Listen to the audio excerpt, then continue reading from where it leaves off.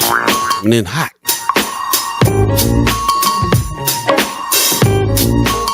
Yeah, we live at 85 now. Good morning, good morning, good morning.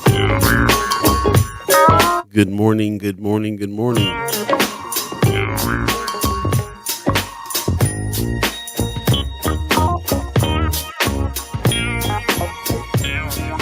First Sky Omaha Radio, First Sky Omaha in the morning. In the morning.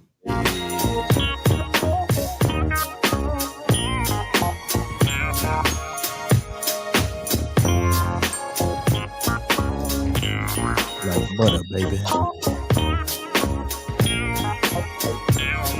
85 North, make you sound like butter. Butter, baby.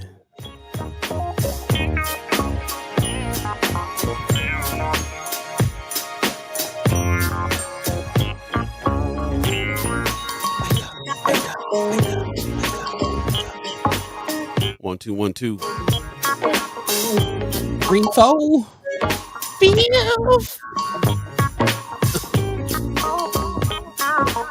Falsetto on them, check one. 1, 2, 3, 4. Feel. I plead the fifth.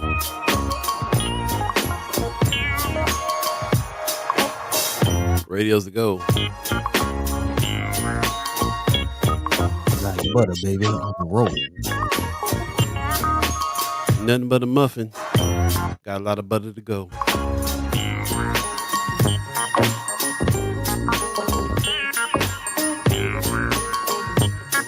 All right. All the tech looks good. All systems a go. That's right. All systems go. Listening to First Sky Omaha Radio, First Sky Omaha in the morning. In the morning. Paul Be the Dove, Buddi3 Da Gawd, all of you chat timers, ghost listeners, radio listeners, thanks for joining us on this Wednesday, September 13th. Hump day. 2023. It is hump day. You know what day it is? Hump day. Is Wednesday the 13th? Does that carry the same energy, or is it just Friday the 13th? I don't know. Some people say 13th is not an unlucky number. I don't know. I'm of that yoke. I think it's what you make it, man. Okay. What you put on to it. Well, we're gonna try to make something of the day. So hey. welcome. Yeah, man.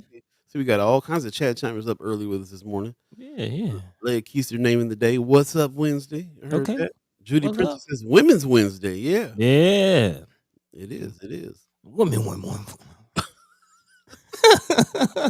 And delivered. Oh man, brother Mayor Sanchez in the chat. He says, "You like butter, baby, on a roll." Okay. Man, it is. Man, rest in peace to Stuart Scott.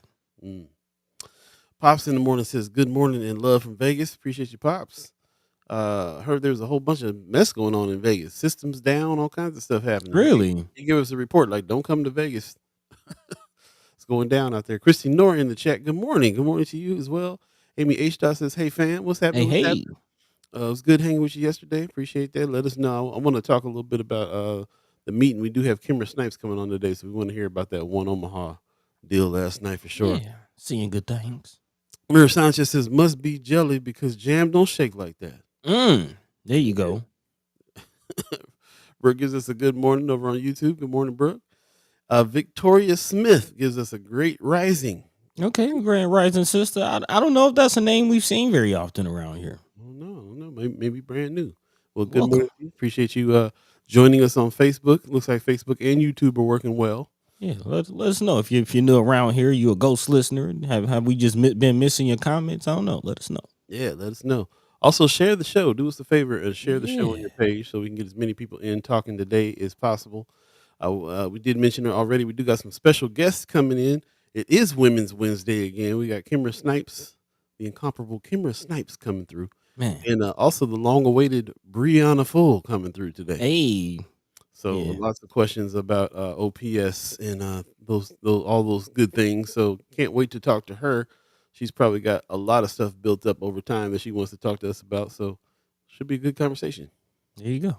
Yeah. Pop says, yeah, that's why many elevators don't have 13th floor, etc. Yeah, man. Some people think 13th is an unlucky number. Really? Yeah. I heard of that, but I've never really paid attention to see if it goes like 11, 12, 14. Yeah. I mean, yeah. I actually when I designed this I designed a building that is my ultimate, like this place called Seven Sky I want to build. Don't have a sixth floor at all, and I actually designed it so there's actually no sixth floor. You got to go outside in the elevator and come back in. Hmm. So I think I got that idea from a building in New York that is a 16-story building, and they cut out the 13th floor that way. So interesting stuff. Architecture, another one of my passions. Yeah, definitely, definitely. Mhm. That was my past life before I got into media. Yeah, your mama guy was telling us over at the content creators camp last week. Oh, really? Just telling my whole life story, huh? It's like she was like, I paid for so much school for him to be an engineer. You want to see the receipts? I told her that I was like, it's about to pay off for you because we're about to do a series on STEM and STEAM in North Omaha, and Buddy's engineering knowledge is going to help with that documentary series. And she seemed to be happy about that, so that's what's up. Yeah, yeah. She wanted me to be collecting those engineering checks. That's that's what it is. Not quite yet, not quite yet. But one day, mom, one day. Yeah, I always was always interested in engineering. Anyway, anyway, how are you doing today, buddy? By the way. I'm actually kind of tired, man. Be honest, been trying to do a lot. Been fixing cars since our accident last week. Just trying to get the other vehicles back in order. Hmm. So yeah, been working on that. But aside from that, just trying to make sure everything is in line so I can, be there, worry Yeah. free, making sure, the kids and the fam is taken care of and everything's in order. Cause I'll be touching down, man. I will be in Omaha this weekend. We'll actually be broadcasting on the Friday show from somewhere in Omaha. So Hmm. yeah. That's Looking what's up. forward to that. Yeah, it'll be fun. Yeah, looking forward to you coming out for sure this weekend. We definitely gonna be hitting the streets. Yeah, man. George Clinton in town for his very last show in Omaha, Man. Nebraska. Can you believe that? That's some crazy mess, man. That he that they would put that out there. Last show in Omaha, Nebraska. Yeah. Glad to be able to catch it, man. So looking forward to that. Of course, looking forward to seeing Dave as well. Yep. Dave Chappelle. The very next day. So Stillhouse is the 17th, which is a Sunday. That's George Clinton and them. I think there's still tickets left for that. Mm-hmm. And then very next day we got Dave Chappelle over at CHI Health Center. Yeah, man. Mom call him Quest. I call him Quest. Yeah, that's a question. Question. Health Center. Yep. So yeah, so Buddy's coming out. We're gonna do some of that, and then also of course we got the chat. We got the content creators camp Saturday morning. So we'll definitely be hitting that as well. Oh And yeah. yes, everybody, we'll put the flyer out today on that. We'll be back over at Culture House, so it's kind of a perfect scenario having Buddy back in town doing content creators camp at Culture House. We'll talk more about it a little later on in the haps for sure. Yeah, man. How you We're- doing? I'm doing okay, man. I'm super tired. I'm super. I feel like I ain't been to sleep in like 3 days, so Really? I'm deliriously tired. So yeah, running on that delirium. I seem to do pretty good on it though. So Yeah, you're not speaking in gibberish quite yet, so but definitely get some rest, bruh. well, we'll see what we can do about that. Maybe I should have been an engineer like Zane. Zane wants to be an engineer. I don't know about their hours, but what I got going on, the hours is. Mama Guy says, "Good morning, fan. Good morning to you. Appreciate you coming on through." Miss Eric Hey. Bell says, "See you there." Yeah, Yeah. you gonna be a George? You gonna be a George Clinton too? That's what's up. You still got your Diana Ross ticket? Oh yeah, somebody told me that they wanted to see that. I think it was Michelle Trosclair. So if you still got your Diana Ross ticket, let us know if you need somebody to hand it off to. Yeah. Mark Manner said he smoked crack in my car at the show 30 years ago. So that he is doing last shows decades later is amazing, Oh, gee. dude. That's true too, man. I always thought like George lived a hard life. Man, The fact that he's in his 80s, he's a super mighty cat for real. Like still funkin'. Trip still funking, man. That funk kind of hard on him though a little bit. Man.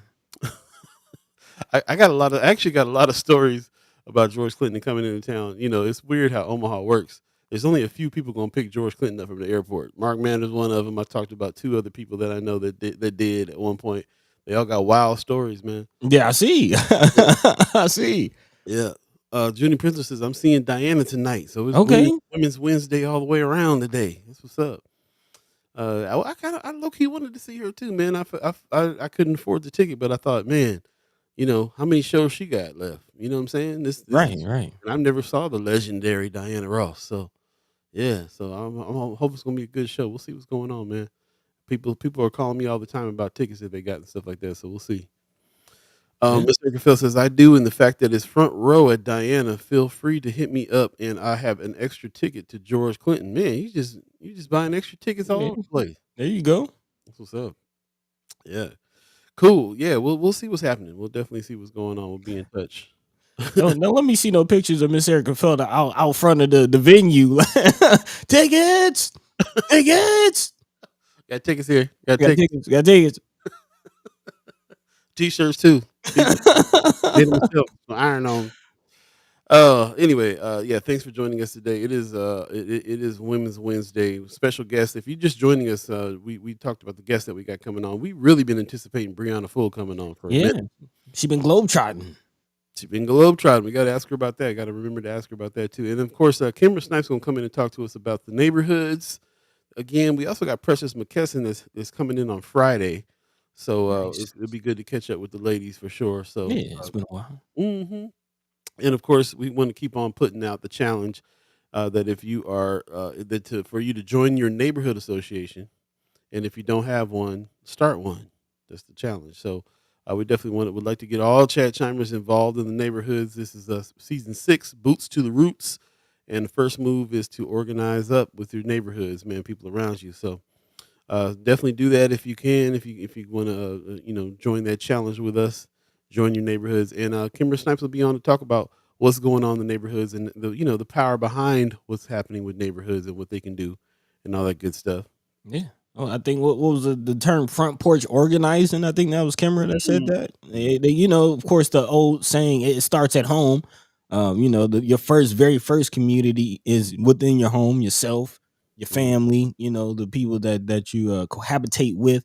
But the very next step is when you go out that front door and you look to your left, you look to your right, your neighbors. That's your very next responsibility, if you will, your very next community.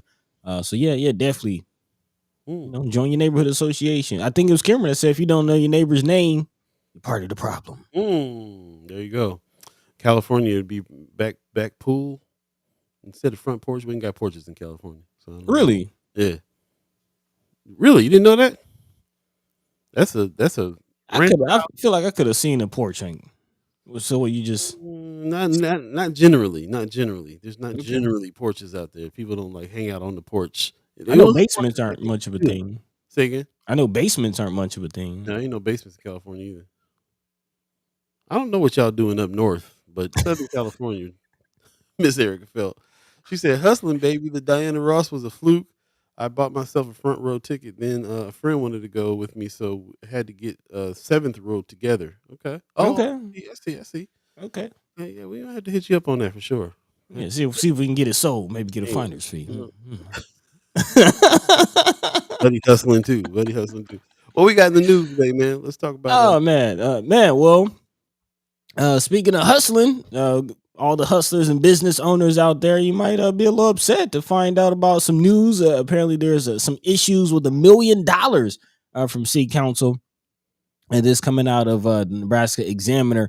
It looks like Councilwoman Juanita Johnson was a little late on the ball for $1 million ask. So we'll definitely talk about what's going on with that situation. Seems like some people were in attendance at that city council meeting and aren't the happiest. So again, we'd definitely love to hear from the chat chimers. Let your mind be free. Let your voice be heard. As Paul mentioned, we will be having Bree Full on later on today. Definitely going to talk about some education things. Of course, the big thing, shout out to Senator Wayne, we got into on Monday was what's going on with the special needs programs throughout OPS. It looks like, again, some of our students who are at the most need are getting the least service. So, we'll definitely talk about what's going on with that situation. Also, shout out to Marlon Harrison, one of the chat chimers who's active on Friends of, dropped an article talking about some of the goals for interim superintendent Matt Ray. Again, OPS still in that search for their new superintendent. and the guy holding down the job right now, again, interim superintendent Matt Ray, just received a bunch of goals. So we'll kind of look at what are the goals, what are the priorities of OPS. So definitely continuing our education conversation. Also looking at what's going on with the legislature. It looks like there's some issues with the separation of power when it comes to the child's state welfare or the state's child welfare and prison system. So definitely looking at that situation. And more, as always, if there's anything on your hearts and minds, feel free to drop that into the chat. Let us know. As always, let your mind be free, let your voice be heard. And, let's try to get to the bottom of it, y'all. Yep. Let's start the show. 80.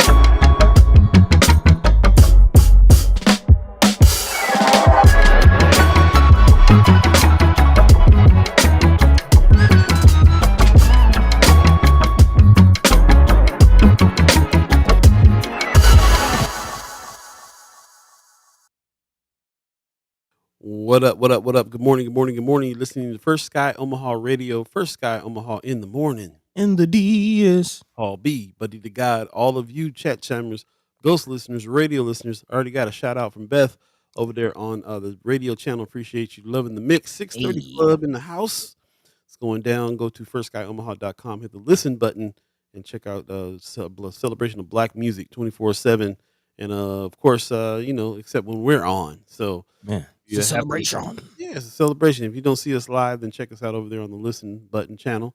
And also, if you have Amazon Alexa, you can ask Amazon Alexa to play First Sky Omaha Radio. So check it out when you get a chance. We appreciate that very much. And we appreciate you being here this morning, especially everybody that got up early with us this morning. Our West Coasters, a couple people from Hawaii hitting us up. So they up real early or late, I guess late last night for them. So, yeah, super, super early. Appreciate everybody that's coming on. Definitely lots to talk about. And if you're just joining us, special guests coming on today. Kimara Snipes is going to be in the house. Hey. And also Brianna Full from OPS is going to be in the house as well. Kimara did some her speaker series last night. One Omaha. We'll have to ask her about that. I know there's some chat chimers that went to that, and also to the city council meeting yesterday, which talked to one of the chat chimers yesterday, and they were just like, "Yeah, it was crazy, Man, crazy." So she named off some people that were there. Senator Terrell McKinney. So we'll definitely have to talk about what happened at that meeting and all that good stuff too. It's already in the news. Nebraska Examiner doing their thing in a big way. I was last night at the Benson Theater for a Flatwater Free Press event. They showed a movie basically about a small town hero that was trying to keep the paper alive out there until she just couldn't. And it was such a tremendous testimony just about local news, what local news does.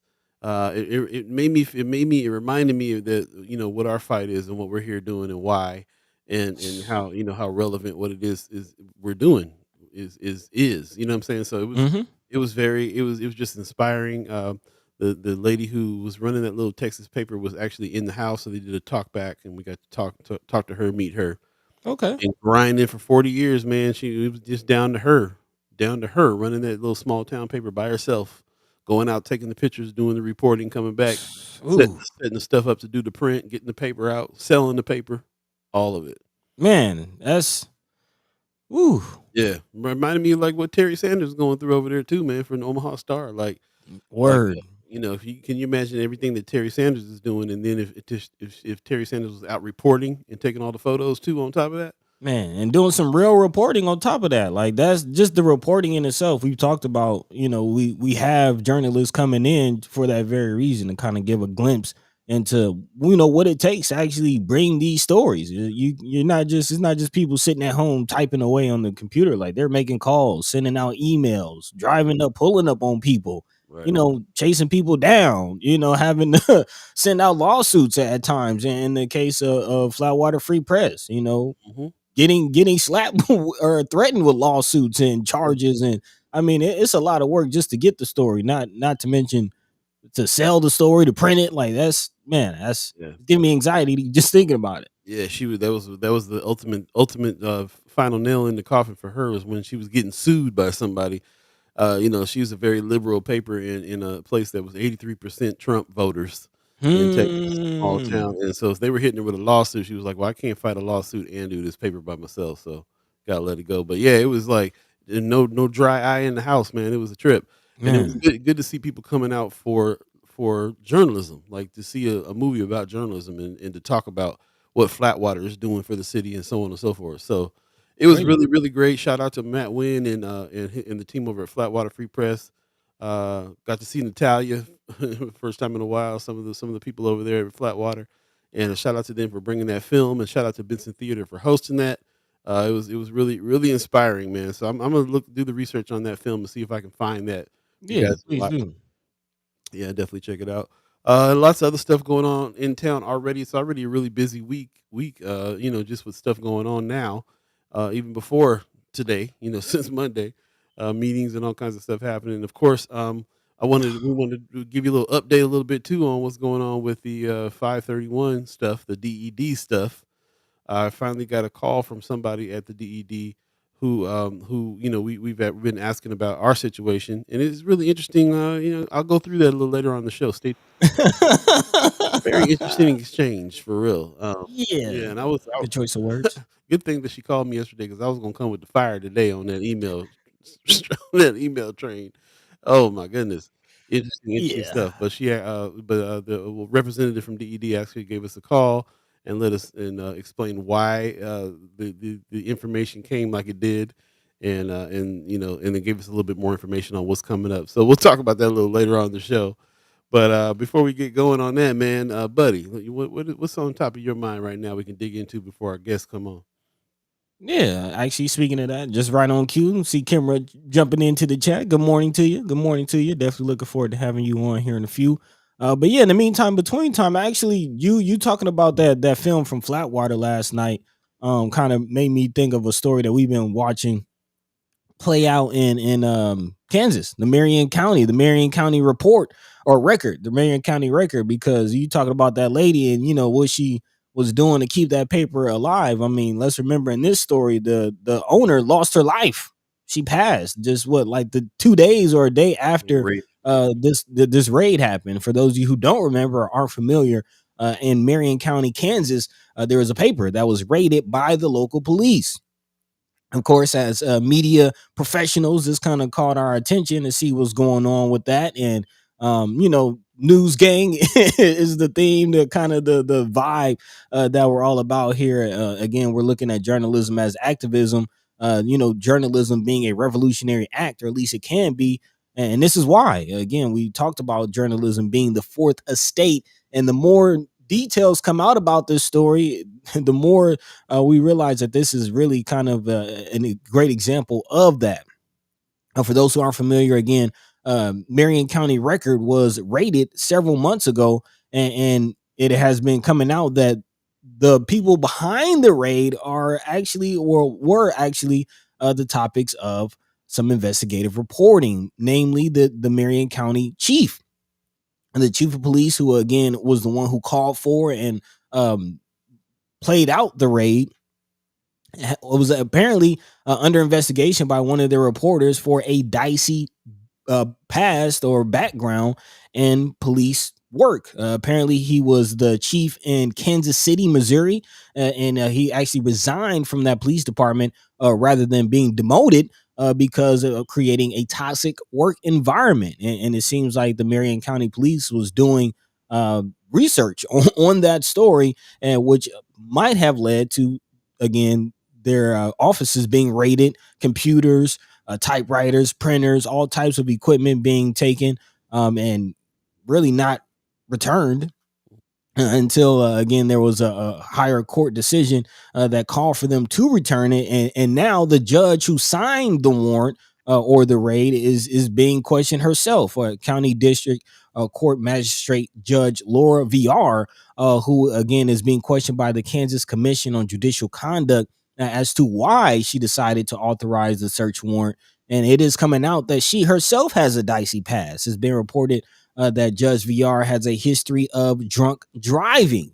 What could have been possible that she was afraid that the Marion County Record might have been reporting on her as well. It is very, very interesting. And again, this is a kind of a prime example of why we need the fourth estate to keep those in power accountable. Yeah, from doing whatever they feel like doing, whenever they feel like doing it, and nobody calling them out on that. So that's what when I tell people, when people think journalism is boring, I'm like, what you talking about? You love calling people out. This is Man, what the whole job is. just doing it Doing it right. right. So yeah, that's interesting. A progression on that story there for sure. Yeah. An attack on, we got that same thing going on in Nebraska, man. Most small town papers are already done. This is the reason why Flatwater's doing what they're doing. They're reaching out to other parts of Omaha to help report. And the model is it was inspired by this Texas paper that was doing the same thing.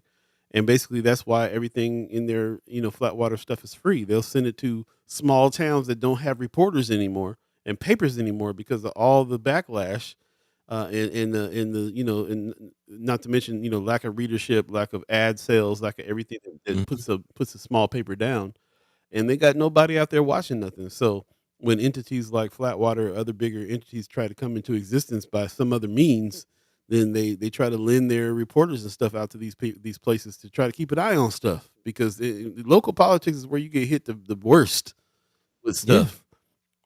And is where people can have the most control, as far as not just the people, but unsavory Yeah. individuals, to say the least. Like it's easier to you know do deals and shake hands and have corruption on a local level. It's a lot easier to have corruption on a local level, which is why those local papers are again so important. And I want to bring it to Omaha, Nebraska, because you're right. I mean, shout out to Flatwater for doing the work that they're doing. And we've seen it play. We're actually seeing it play out with Pillin. Let's just call it what it is. I don't know if you came. We didn't really talk about this story, Paul, but I actually just found this story. This was reported actually on September 7th by Yangshi Shu of Flatwater Free Press. But again, Flatwater has been going back and forth with the governor's office trying to get some information. Again, it was reported that the governor used executive immunity, I think was the Right. term, Hmm. to block emails from being sent and to block Flatwater from getting some documents and information. And maybe this is what they're looking for or were looking for. Apparently, headline reads Pillin's water, high nitrate detected on hog farms owned by Nebraska's governor. Mm. Whoa. And this is exactly the type of work that we need local journalism for. This is exactly the type of work that we need the fourth estate for. Because if you remember, Flatwater also reported on the relationship of Nebraska Governor Jim Pillen, his whole pig farm empire, and the fact that he is the governor. And one of his administrative duties is to, at least one of the departments under his administration, is ag, again, the regulatory department of the state's agriculture. So again, if there's high nitrates in Governor Pillen's farms and he's governing or controlling the very agency that's supposed to stop that, it's an issue. And look how journalism works, because now then you got Chris Bowling over there at the Reader that's writing about the environment, nitrates in the area. We did an article a few months back about how nitrates are contributing to brain cancer in babies. We got a higher rate than other places in the country because of nitrates in the water, because of farming. And so there's so much of this that ties together with all the other reporters that are doing the work to try to uncover this stuff. It's really interesting. Malik Rogers in the chat says they caught Pillen's attention. He made sure to state that the reporter was from communist China. I missed Man, Yang Shi I Shu. missed that. Shout out to Yang Shi. Shout out to Yang Shi, who, yeah, I missed that. I missed that. I didn't hear him call her out like that. That just goes to show you right there. You gonna attack the reporter? I mean, that's part for the course. That's part for the course. Anytime, anytime there's an argument and they try to attack the person, who's doing the reporting rather than what was reported, rather than the argument at hand. You trying to attack somebody's Yeah, credibility. that's the number one thing right there. As soon as you see somebody do that, you know they you know it was true. You know they tripped. Right, right, right. Even a fool is right. Even a broken clock is right 2 times a I day. was gonna say because the fool ain't never right. Now I'm just Man, hey, even a fool can be right. He might not know it. yeah. So true, so true. Yeah, that's really unfortunate that he went that route and try to. But that's what I'm saying. Like Flatwater brought these reporters out from elsewhere, and they immediately came in and started getting attacked. You know what I'm Man, saying? By what's going on in our state, the people in power in our state messed up. man, especially Yang Shi. I wonder what that's about. If you remember, Yang Shi was also the reporter that got charged with, or they tried to charge her with bringing quote unquote paraphernalia into the prison when she was just in there to do a report, in there to do her job. And when they say paraphernalia, by the way, is means that also includes your phone. So if you got your phone in your pocket and you walk into the jail, then they'll try to if they try to act like you're in there with paraphernalia. They call it paraphernalia. You got to put Man, your trying phone to and stuff in a locker to walk in there. So man, treating her like she trying to bring a file and all kind of stuff to the inmates or something. Like she was just in there reporting, doing her job. So very very interesting. It does seem like she's catching some attention, or just Flatwater in general is catching some attention. And I think that's one of the things that one of the Matts has said, being Matt Wynn and Matt Hansen. Shout out to them. As far as preparing for what this might mean for their relationship with the governor. But again, somebody has to do the reporting. Somebody has to do the I gotta job. check them because you see what can happen when you don't. You see what happens when you do. Like if we're not talking about this, then we just letting it happen. If we're not calling people out and all that. News gang for real, man. It's for real. It's really that way. It's like I felt it last night. After that show, we walked around with some of the reporters, some of the people that are in nonprofit news, some of the people that were funding nonprofit news. We were kind of out a little bit late. A couple drunk guys walked up. I felt it in my bones. I pushed them fools back. I was just like, "Look, don't come over here messing with." They already were scared. Reporters are always on this like high anxiety level in the first place when we're Oh yeah. out in public, just because people know who you are. People like to retaliate. The woman on the film last night said she get death threats and calls and stuff all the time.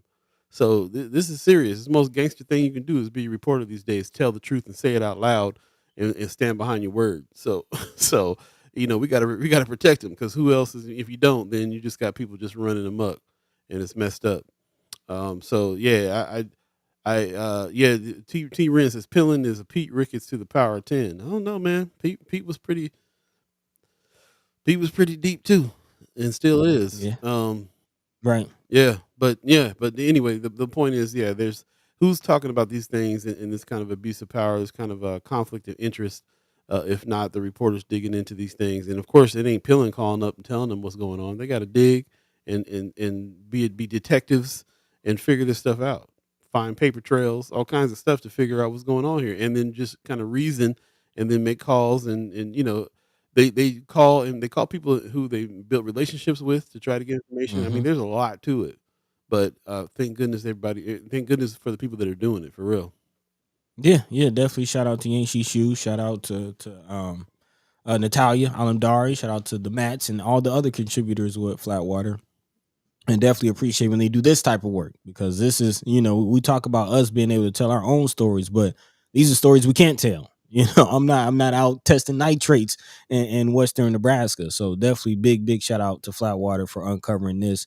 Again, as Paul mentioned, for those of you who aren't aware, again, nitrates has definitely led to Nebraska having some of the highest, if not the highest, numbers of pediatric cancer in the country. Again, high nitrates in water leads to just outright death of children, especially babies and infants. Again, infant mortality rates, also cancer rates, different diseases. I'm trying to find the actual list of diseases, but again, a lot of diseases and negative impact from high nitrates, which again has been tied back to the governor. Those of you don't know So what we'll the see how he nitrates are. responds. Nitrates are what they use in fertilizers. So Yep, you're yep. surrounded by farm country. So nitrates is getting in the water system all the time because of farms. And if you're somebody in the state that's got one of the biggest pig farms around, then you're contributing to the nitrate in the water table. So that's just what it is. And they got regulations, and they got things that they're supposed to be regulating, but who regulates that? That's the government. That's Right. the government. That's they're regulating themselves. Who policing the police? Same question. Same question. Who's governing the government? Who's policing the police?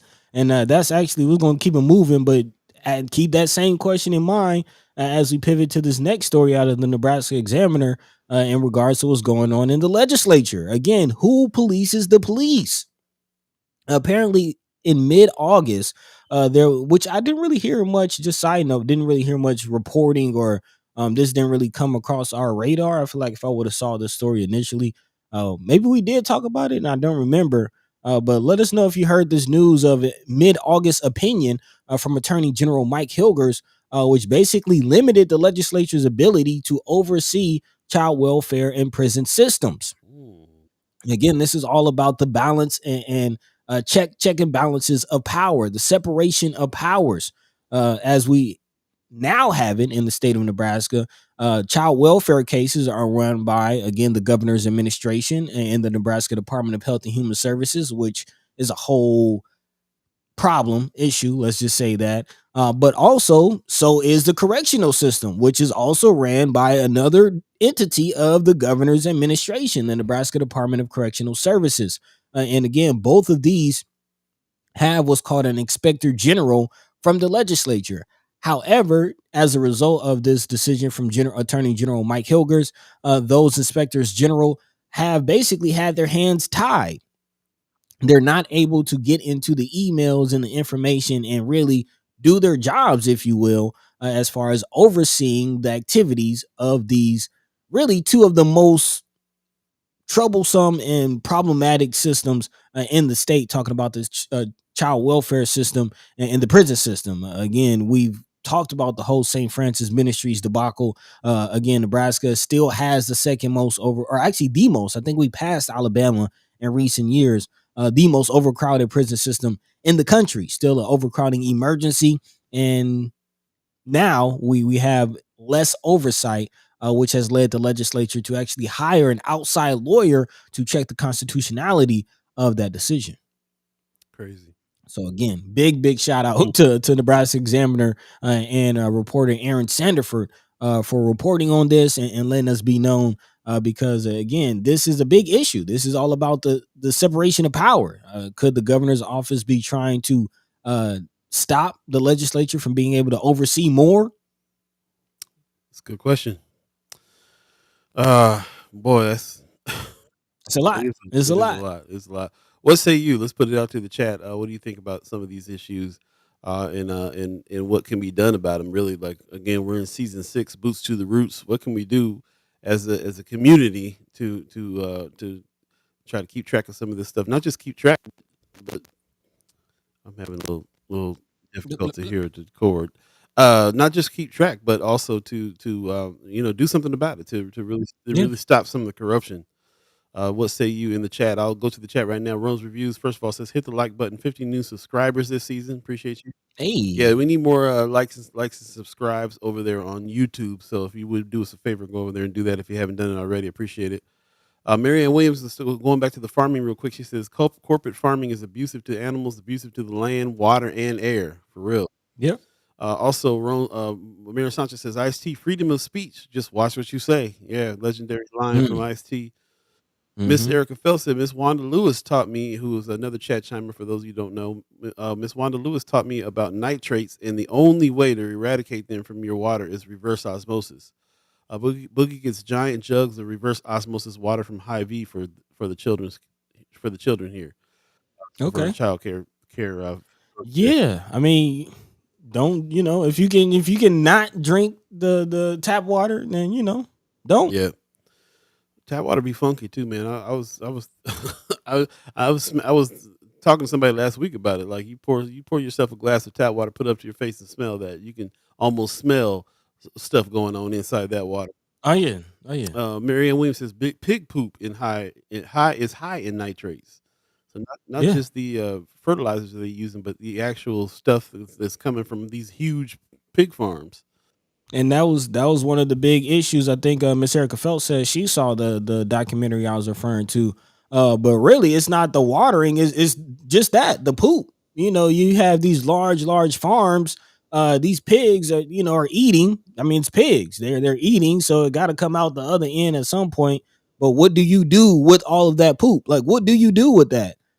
So again, and who's governing what these companies are deciding to do with it? Are they just dumping it? In some cases, in some states, they're just spraying it out in fields, which again are giving the surrounding communities cancer. Yeah, more nitrates. And Yep. other things too, man. You want to? I got some documentaries for you. They'll show you exactly what's happening. Because pigs will eat anything. So I'll just leave it there. Brooke says it's a Man. filthy animal. Brooke Allen says it's also in a lot of lunch meats. Didn't know it was also in the water. Lunch meats Mm, carry a bunch of nitrates. Malik Rogers in the chat says you would mm. think groups like ACLU in the NAACP or Urban League would be on this as a civil rights issue. I think in some states ACLU does have some lawsuits out on some of that stuff. I wish Mm-hmm. the organizations around town maybe that would help. T. Ren says the state loves to outsource. The goal is for profit, and that's why they are fighting for greater autonomy. But we see how disastrous the whole St. Francis debacle was. Man, we reported on Yep. that last year, Yep. big time And, debacle. and actually, in connection with that, the lawyer that they hired on this, I believe, was on that committee, that is special investigative committee that, again, over the course of a year, I think, investigated that whole situation. Um, uh, the attorney's name is uh, where is her name? Jansen, Marnie Jensen of Hush Blackwell. That whole sentence right there. S- Marnie Jensen from Hush Blackwell sounds real. Yeah, I don't yeah. know. If, But apparently she was one of the attorneys on the investigative right. committee. It's got a bad vibe. That's all I'm saying. Yeah. Malik Rogers says even political parties and their special interest committees, yeah, talking about the goals for profit and that's why they're fighting for greater autonomy. Ron's review says those large farming companies get welfare subsidized even if no one buys meat. Yep. Reminding us about Big Farm. Big Farm is still an issue. Miss Erica Fell says the reverse osmosis water is really expensive compared to the other types of water I bought. A water dispenser for $90, and the 5-gallon jugs he gets filled for less than $4 each. Yeah, this is expensive to drink clean water these days for sure. Marianne Williams says Man. Google and read the pig poop problem is getting out of hand by Duke University. Hmm. So interesting that our governor is one of the biggest pig farmers. Porky Pillin is one of the biggest pig farmers in the Midwest in the Man. country. And Yeah. so yeah, I highly suggest that you check out that Flatwater Free article for real, and we'll talk more about that as time goes on because these guys ain't gonna let loose. They're definitely going to keep their eye on what's going on here with this subject in a real way. It is coming up on 7:43 right now. If you believe in the concept of time. Oh, Von Chapman is in the chat. Good morning. Hey. He says they're trying to block Senator McKinney's query into juvenile justice, especially Nebraska prison system. Yes, we will definitely be talking about that, and then of course we have the senator coming on Monday to give his version of that as well. So we'll definitely talk about that. Appreciate you bringing up that subject. In the meantime, between time, we got a special guest waiting in the wings. We're gonna go ahead and bring her in now, ladies and gentlemen. It's been a little minute, but here you go. Kimara Snipes in the house. Hey, Good morning. Hey. good morning. How you doing? Good morning. Good I'm morning. pretty good. You At the know the house for headquarters. once. Yeah, I was gonna say a little different scenery. Yeah, Well, I'm well, at home. Scooter shut down I and was gonna say the headquarters shut down, huh? yeah. Man. I've been visiting some other coffee shops, but I was like, I don't think I'm going to another coffee shop to do this. Yeah. Yeah, it's not the same. It's It's not the not the same. same. Yeah. How y'all Yeah. doing? Yeah. Hanging in there. I'm excited. I'll be touching down this weekend. So Yeah. We'll have to yeah, try to connect, catch get you. another game going on, maybe. Little Yeah, yeah, yeah. Get my rematch. You know why? Because, whew, Oh my god. Got it you ready. know why? Oh, Oh that is man, hilarious. Oh God, no, take it down. Reigning got it reigning ready. domino Got it ready. queen of First Sky Omaha, Kimara Snipes in the house. Good morning to you. I Hey, just want to make people, we just said that the scooters, the headquarters over there is shut down. It's not shut down. It's just No, closed right now while they repair. So yeah, make sure you keep an eye on them. Go back when they got their awning back up. But yeah. yeah. I was wondering what she was going to do this. I was like, I want to where she going to broadcast from this morning because you're always at the headquarters. The crib.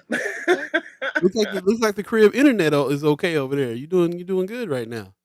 Yeah, yeah. It's just me using it, so Okay. yeah, yeah, that'll help. That'll Okay, help. good. Well, yeah. welcome. It's been a little while. How have you been? You've been real busy with One Omaha, right? Yeah, yeah. I've been real busy with Omaha, but I'm still less busy than what I was before I got to One Omaha, which is a wonderful thing. Okay. And my staff, I appreciate them. They teaching me a lot more about self-care. So I've been practicing that a lot more. Like I do my best not to have meetings on Mondays. I do my best not to have any before 10. So I love y'all. Um, I am doing more things, and I gotta say shouts out to First Sky because I'm one of them people who like the friends I've had, like the friends I've had for forever. You know what I mean? Mhm. And the best friend I did have, she passed away in a car accident a couple years ago. And I've like kind of built this new sort of tribe through First Sky. And so I'm just like really grateful for that because it's nice to have people I can call or people that come and kidnap me or I go kidnap them. I'm specifically talking about Amy H. Dot and Whitney right now. Yeah. It's just nice, like everybody in the chat, it is really like a family type of thing. And so it's introducing me to doing other things I don't normally do and stuff like that. So I'm having a really good time and enjoying myself and getting a lot of clarity at work as well. So I'm really in a good space. Good. Beautiful, man. That's beautiful. So Community, happy that we're a community. part That's of what it's that. That's about. what's up. Yeah, and I kind Yeah, of yeah, thrive yeah, off of yeah. that. So Yeah. Nice, nice, nice. Well, it's nice to know that we, have played a part in, creating an economy or a system where you can thrive. That's absolutely. that's the idea. That's the idea. And it looks like you are thriving. Again, Amy H. Dot posted. It looks like some good things happening at One Omaha. Can you kind of speak about what the work is we had looking like? we had the kickoff for our speaker series last night. This is something that the staff and I put together, trying to think of something that we could do together since I'm still new to the organization. And so we started our speaker series last night. The speaker series is called From the Ground Up. And really, the whole purpose of it is to bring information and tools to people. This particular year, we are focusing on housing. Last night was our first one, and we had it at the Blackstone Theater. It focused on the history of housing development in Omaha, Nebraska. We had Preston Love. We had Dr. Terry Crawford, and we also had Steve Jensen, who was with the City of Omaha Planning Department for almost 40 years, and now he's gone into consulting. But I mean, it was just a really amazing conversation last night on the history of development. But it brought in conversations around transportation, around banking policies, around redlining, around job. It just brought in so much, and the audience was really engaged. I was talking to Amy, I think afterwards, and they were saying how, oh no, Noel from my staff, and saying how people really engaged from the audience and like nodding up and down, and people had questions afterwards, and I keep telling everyone, and this is also part of the clarity for me that when we talk about systemic change, and I've said this before, I was doing some research on just neighborhoods and systemic change, and came across this really great document that I studied and read through, and it talked about the precursors to systemic change. And one of those is an increase in knowledge. Mm, The other three is strengthening of relationships, and then there's building capacity, right, individual and organizational, and then there's creating this meaningful sense of community ownership. And to me, that's exactly what happens with neighborhoods within these spaces, and that's what was happening last night too. So I'm looking forward to the next one that's going to be next month at the Benson Theater. Yeah, yeah. Right on. nice, nice. Very cool. Well, good. I'm glad the first one was a success, and I was very happy to see that you were good. I knew it was going to be a success. You know Oh what you were yeah. going to put on. And I can't wait to see it over there at the theater for sure. We need more of these kinds of conversations. I love what Malik Rogers is asking right now. He says thoughts on city budget and plans for property taxes. Uh, in conjunction to neighborhood associations, I'm always thinking how could where can money come from in order to bolster neighborhood associations and neighborhood alliances, uh, and especially from the city. Like I feel like that's something that the city ought to be really behind when it comes to finances are concerned. Do you got any thoughts on that? Um, I don't have any thoughts on property taxes. I did post some information yesterday. I think yesterday was a deadline for people who were refuting the increase on their property taxes. I'm Mm, just not knowledgeable enough about property taxes other than having paid them before to mm, really be talking about it. But, I also have questions about property taxes.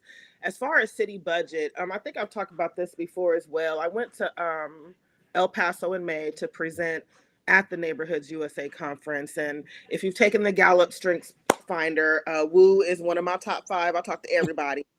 And so I met a lot of people, and all the people that I met were either a part of their neighborhood group or they worked for the city where they were from. And so, that showed me one that, cities were investing in like sending people to get information. And so that made me really think about the cities where they were from. And I started thinking about, of course, their budgets. And so I went and looked at different budgets like Memphis, St. Paul, Minneapolis, these different places. And you see it within the budget funding that goes towards things like neighborhood engagement. And so I have been organizing in neighborhoods a long time. And I can't recall under any administration that the city has had any line item in a budget that went towards neighborhood engagement. Um, Mm. um, I think that so I met a lady named Miss Joyce. I call her Miss Joyce from Memphis, right? And people are telling me, well, Miss Joyce is pretty much doing what you're doing for your organization at One Omaha. So this leads into the conversation about nonprofits and there being so many of them. It really dawned on me. I was like, wow. So really, there is this lack of there's this gap with neighborhood engagement, which is probably why UNO created the neighborhood center back in the day, which mm, One Mm. Omaha was created to replace, right? Mm. There's this gap that existed, which is the reason why One Omaha was created.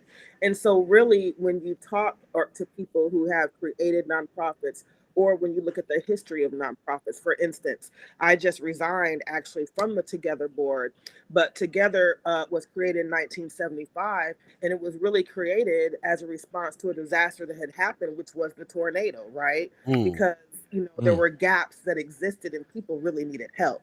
So it seems to me that there's a lot of nonprofits because people see these gaps and want to fill them. And so I do think there's space with One Omaha, possibly with the city, but not even just with the city. I think about the health department, right? What I also came back with from El Paso was I met with the group from Missouri. They do neighborhood organizing, and they are freaking phenomenal. And they did this well-being survey, and they gave me a copy of it. And I brought it Mm. back with me, and it goes over like four different types of health. So as I'm looking at it, I'm thinking to myself, wow, there's some there's some relation here to like the health department. mm, I talked about so part of my clarity, right? When I think about Omaha and I think about neighborhoods, I really see this top down model. It's residents, it's neighborhoods, it's alliances, it's One Omaha. And at first I was saying like the city, right? But to me, it's more than just the city, the county, every local government authority, chamber of commerce, anyone who's doing business, any decision maker, period, anyone who has information that they need to communicate to people at a large scale. Because when you have that top down model and we need to build capacity at each of them, I personally feel like we need to build capacity at the alliance level first. Omaha has these 6 alliances, right? And when you have a strong alliance, and I always use Sona as an example, because when I came into it, we had Keith Mello, who was a state senator. Jeremy Norquist, who was a state senator. Lacey Merica was on the school board. Mike Boyle was on the county commission. Gary Gurnett was on the city council. And you see how I just named those off? Because I came to these meetings and built relationships with these people and got to know them. Yeah. Right. And Mm-hmm. what was happening was they were giving us information about what was happening in their different areas, but they were also getting information from all the neighborhood leaders. And the example I use is I had a conversation with Senator McKinney maybe last week, and we were talking about the historical grant, the turn back tax grant, Mm-hmm. right? And he was Mm-hmm. saying not a lot of neighborhood groups apply for it. Well, they wouldn't, because there's no real way for them to find out. When we had Gary Gurnett as city councilman, and he was coming to Sona and letting us know every month, hey, the application's going to be open, and hey, the application is open, and hey, the application's going to be closing. We had a whole bunch of neighborhood groups that applied for that grant Mhm. because they had the information. I had a conversation with Scott Williams, who is the brother of Eric Williams, who's on the board for OPPD. OPPD has a Mm-hmm. program right now for people with low income where you can save money every single month, and it may not be a whole lot, but $30-$40 is still $30-$40. They're trying to get Mm-hmm. 5,000 people to sign up, and they can't even do that. And it's not their fault. Really? We're just in Omaha, Nebraska, which is a very complex city with more than 120 languages spoken, so you have to communicate in different ways, and the best way to do that is to get this model, built up the correct way, build the capacity out, and then boom, we can do that. So, real Yeah. quick, give me that hierarchy again. Give me the model real quick. So to me, it is residents at the top. Then it's neighborhoods, neighborhood associations as well. When I say neighborhoods, I'm really thinking about like asset based community development, right?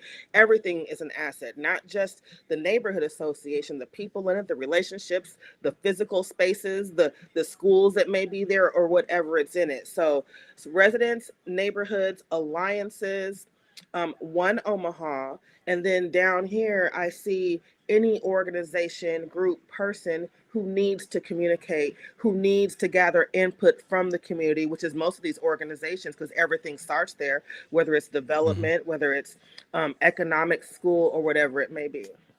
Yeah. Yeah. You're just kind of making me think of back to the pandemic, and you were kind of instrumental in this as far as the communication. And this is really kind of what I'm hearing you talk about is a communication Yeah, model, yeah, which is definitely you're speaking our language. I'll say absolutely. that this is exactly why we do what we do. Even going back to 2016, when we started, Mind and Soul, Yeah, and why I came into Mind and Soul is recognizing, okay, there's a voice that's missing. There's an avenue. There's some yep, communication that's not happening. yep, And I say the pandemic because that was when it was made very glaring. You're talking about these nonprofits trying to serve these gaps, but even within in that there's still gaps, yeah, because again we've seen a lot of the resources for the pandemic, they're either passed down through churches or nonprofits, and there are many people in the neighborhoods who don't either don't have a need that these nonprofits are addressing, so they wouldn't deal with the nonprofit, or they don't go to church, you know what I mean, for whatever reason, or don't go to the specific church that was tasked with handing out resources and doing really the city's bidding. hmm So Yeah. that is what made me see, like, yeah, there's a big gap that not only churches and nonprofits can fill. Like, yeah, we need other areas where people can kind of commune on a common level, yeah, and where you live is kind of the small or the or the most common denominator, as you can say. absolutely. What made me think about it was when I worked at Metropolitan Community College for a while. I saw how much they are not connected to the black community in which they're sitting. Mm-hmm. At the Fort campus. They tried really hard to communicate. I was in the department where they were actually trying to go put out material and stuff like that all the time, but couldn't figure out how to connect. And I was always trying to bring people in to do that, but that's just representative to me of all these silos around North Omaha where there's Mm-hmm. information and it doesn't get to the next silo. You know what I mean? And not even just North Omaha. I remember being on the school board during COVID, and at Sona we were so blessed because I was an elected official, and with that comes a little bit of privilege, right? So now I have access to be able to go get people like Dr. Adipur, Dr. Logan, and different people to come and do virtual meetings because we were reaching upwards of 5,000 people at this time. Mm-hmm. And so, Mm-hmm. like, the administration was trying to do stool testing, and they hadn't started yet, but they needed to like gather information and do these different things. And they were trying to reach out to community. And we sat down, we had a conversation with my leadership team at Sona, and we really just talked about communication and these different things. And I told them, like, yo, like, well, I probably didn't say yo, but I'm like, look, there's more than 120 languages spoken in the district. Why do you think you have to figure this out by yourself? That's insane to me. And Mm-hmm. that's the same thing for any other organization. And so we were able to work together and think of creative ways to like reach out to people. And it was more than just email and website. You might have to get some people to pick up the phone and call a bunch of people. Like sometimes you just have to do that. And I also Mm-hmm. do think about First Sky a lot when I think, Paul, you said virtual neighborhood, and that really resonated with me. And I think there were a couple of times I was probably up late thinking about something. I might have texted you because the idea just came to me. But there is something there with that because the thing about it is, neighborhood organizing cannot look the way it did even before COVID, to be honest with you. Right. Mm. Definitely can't look the way it did when Grandma Harris, who got me involved with the neighborhood association, was doing it. We have to do things differently. Our neighborhoods look different, Mhm. right? We saw the numbers of Black people who have left North Omaha. Look at the number of Latino people going into North Omaha. I was having a conversation last night, Mm. and they were saying, every 30 to 40 years or so, in South Omaha at least, like the the communities kind of changed, right? It became like the Latino community kind of an influx, and now there's more like Sudanese and other refugee groups who are coming. So things switch and they change. So with that comes Mhm. changing how you organize as well, and that also means we have a virtual world and we have other ways to communicate. So that's kind of like not kind of like, but that is where like First Sky comes in as well. So and I want to Yeah. think about it more and talk about it more, but there's definitely something there, and I've even considered maybe having some sort of communications, like y'all maybe putting together this advisory group. It was typically the alliance leaders in the past, but even with that, I'm thinking about that a little bit different.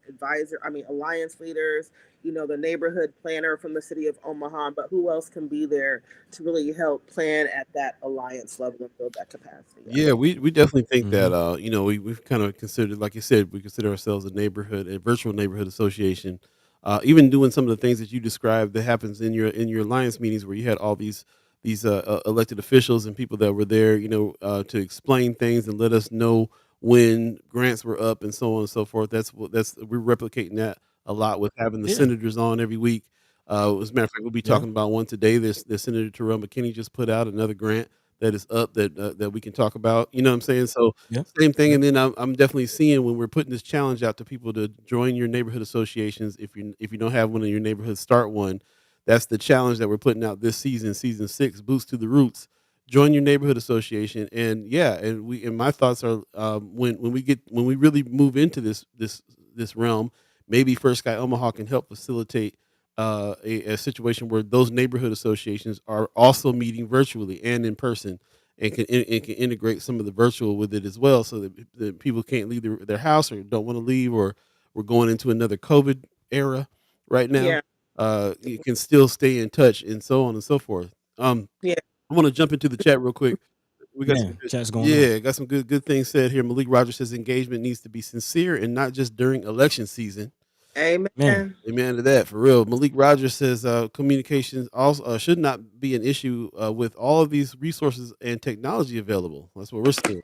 So I put it Mm-hmm. You on would the think. say again. I'm sorry, I'm just agreeing. Like you Oh would yeah, think. yeah, right. You would think.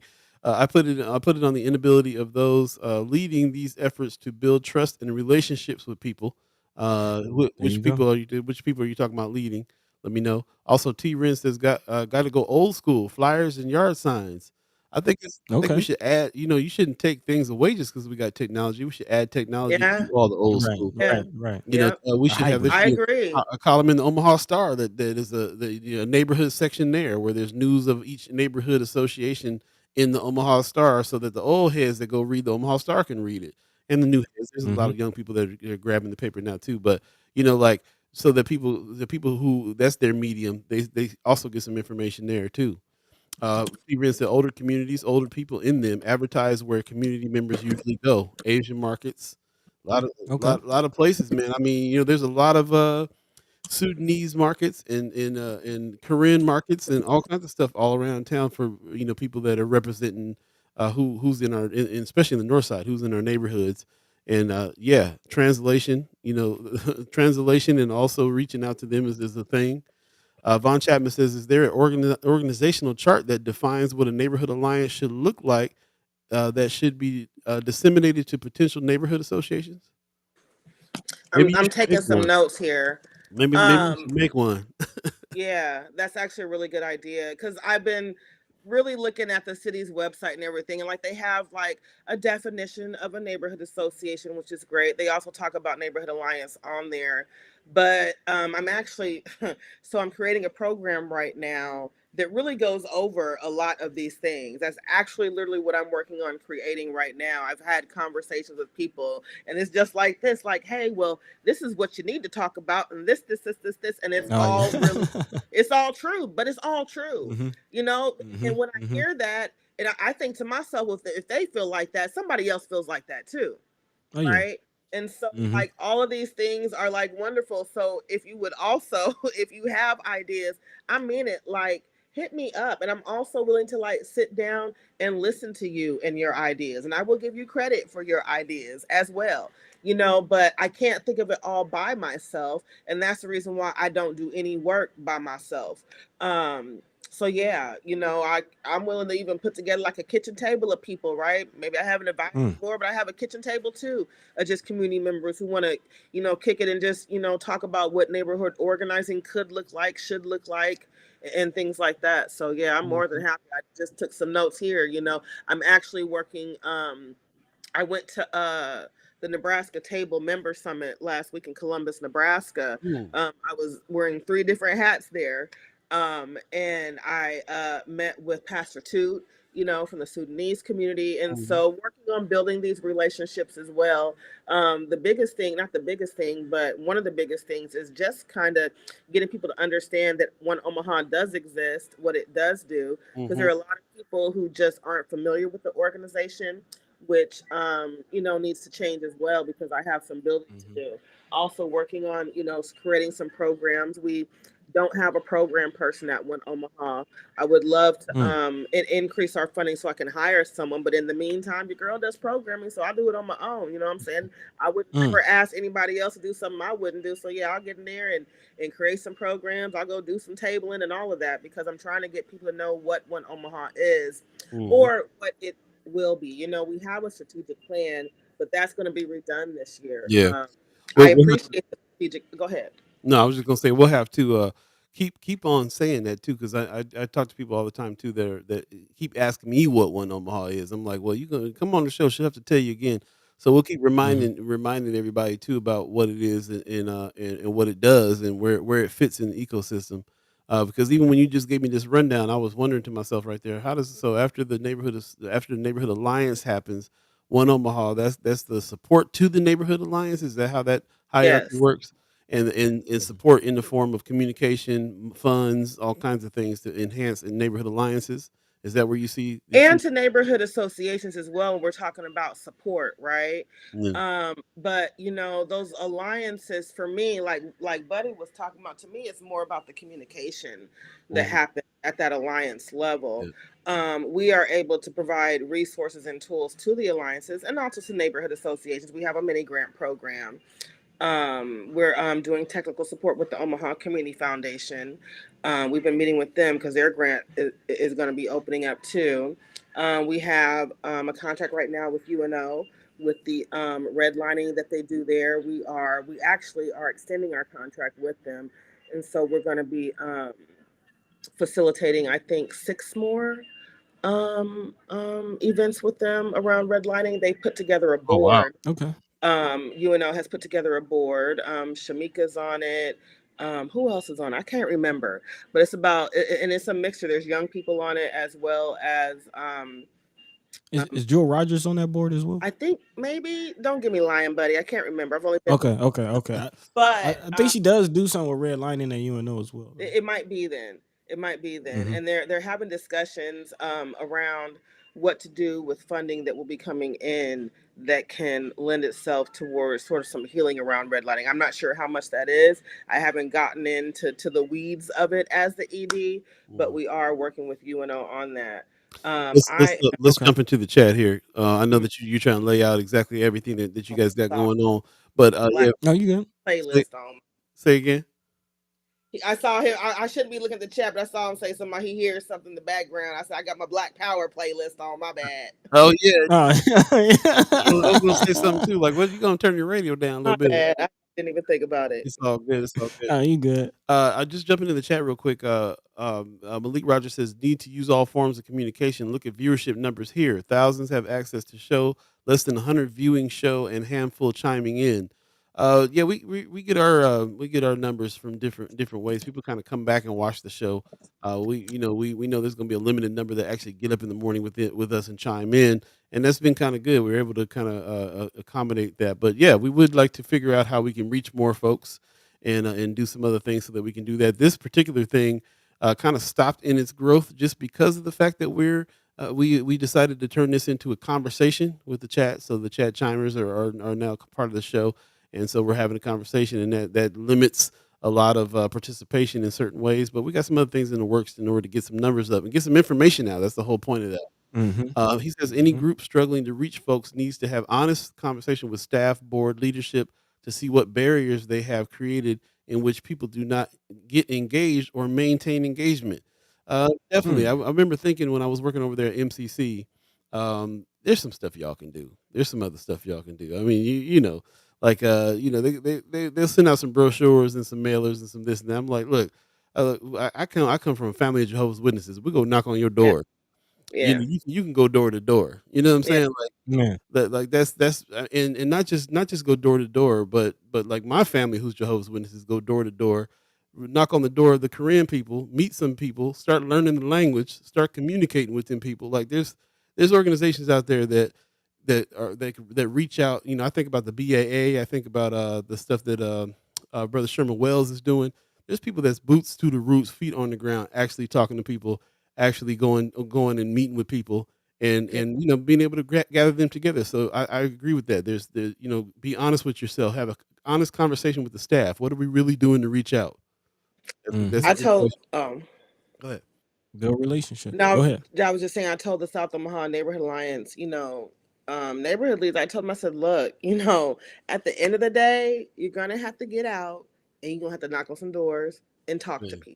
come on. Now, Mm-hmm. if that means that you have to be, play some chess and not checkers, and maybe join something like the Nebraska Civic Engagement Table where you can apply for grant and maybe get somebody a stipend to go knock on doors, Hmm. then do that. But you're gonna have to get out here and talk to people.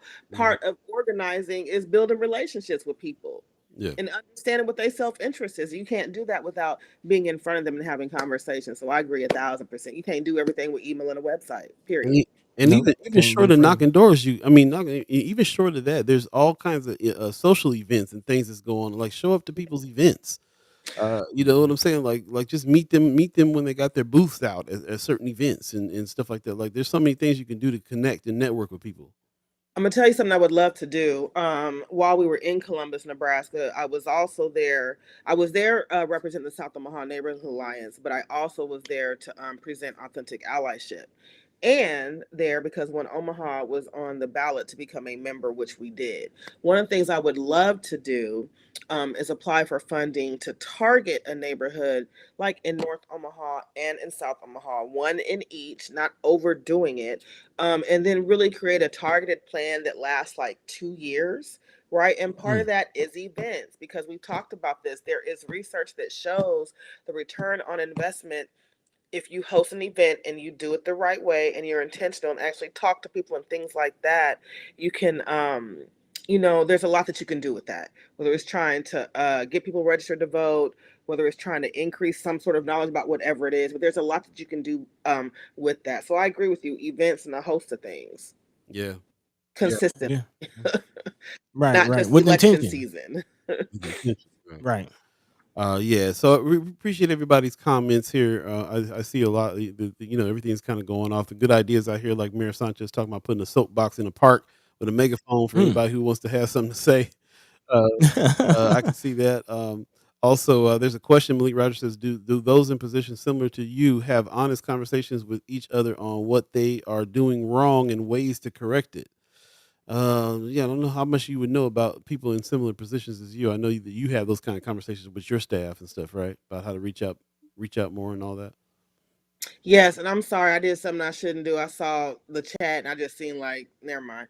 But yeah, I talk to my staff consistently and actually have this document I put together for my communications team, like an equity sort of document, just of questions that we can stop and ask ourselves before we do something around communication, around working with volunteers, around leading people, around policy, and all these different things. That's something that's very important to me because I have seen in the past where it fails because no intent really put into it, or equity Mm. put into it. So Right. absolutely. We're gonna have to leave it there. Give us some last words on what we need to be doing as far as our neighborhoods are concerned. Give us that little pep talk on that. Well, trying to build, like I said, you saw that top-down model I talked about. My goal is to build Mhm. capacity out at each.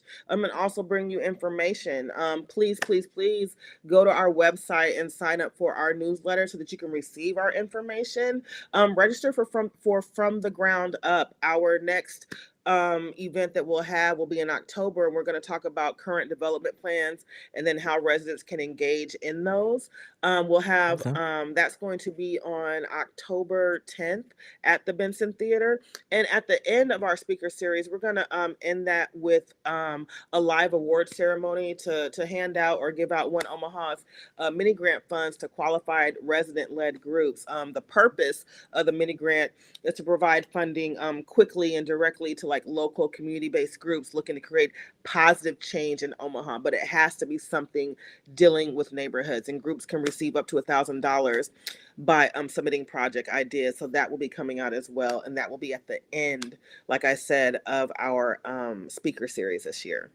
Okay. And the Nice. website is oneomaha.org spelled out. Sounds good. Thank you very much for joining us. It was good to see you. It's been a Good to see while. Yes. y'all. Happy to have you back. Yeah, thanks a lot. We'll definitely catch up soon. Bet. See y'all later. All right. Peace, All right. peace. Peace. All right. Always good to see Miss Kimara Snipes, man. She is definitely part of the crew around here, part of the squad. Oh So yeah, part of the that's fam. what's up, man. It is 8:17 right now. If you believe in the concept of time, we have another guest waiting in the wings as well. First of all, just want to appreciate everybody that joined the chat and has a lot to say. Please go back and check the chat out because there's a lot of good comments there that I wasn't able to get to. But that's because we have our next guest coming in, and we don't want to waste her time. We know she's super busy these days, ladies and gentlemen. Brianna Full in the house. Good morning. Oh, good morning. Hey, hey. Hi, Hello. how are you? I'm good. How are you, Miss Doing all International right. Doing all right. Miss Miss Globetrotter? I'm good. I actually just got back again because I went to St. Louis this weekend Oh, for a okay. jazz Okay. festival. So I'm feeling good. I'm feeling refreshed. I'm feeling happy. I feel like music always gets me in the right mindset. Who So was at the jazz Oh yeah. festival? Oh yeah. Who was playing? Herbie Hancock was there. Get out. What? Yeah, one of my favorite artists, Thundercat, is there. What? Smino, if you listen to Smino, Grandmaster Flash was there. What? Raven London. What? Yeah, it was really cool. Wait, how do we not hear about this? Right. Right. How to? It's called Music at the Intersection. It's in St. Louis, Missouri. It's a really good festival. It's like not too big. It's like the perfect size. Yeah, it was amazing. Wow.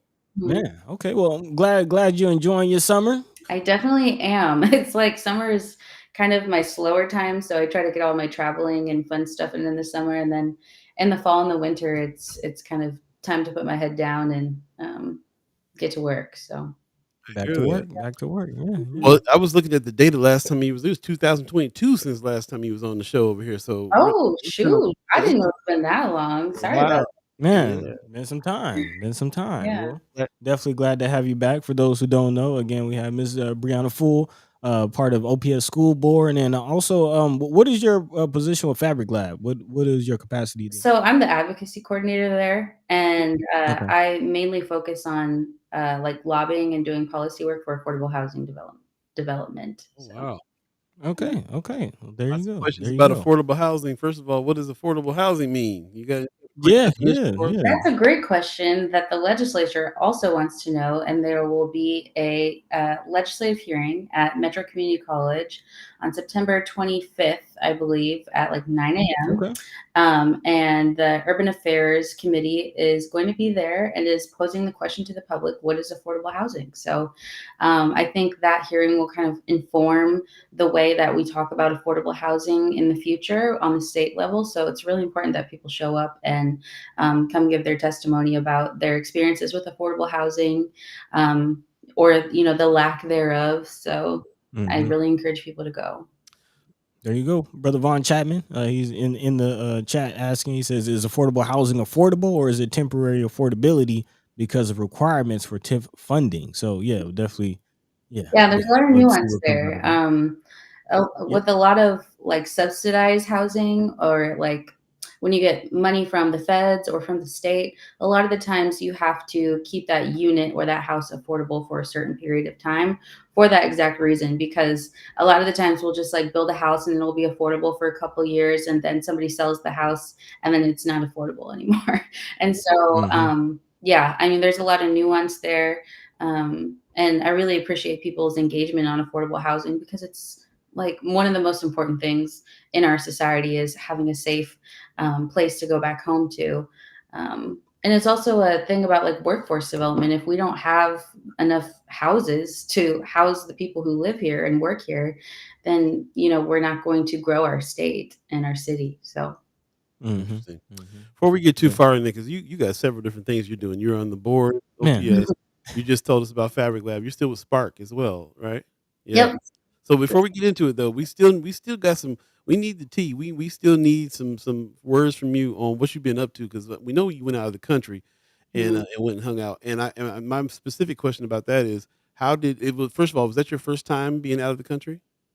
It's my first time going to Europe. I have been out of the country before. I've been to Mexico. I studied abroad there when I was in college in 2019. No.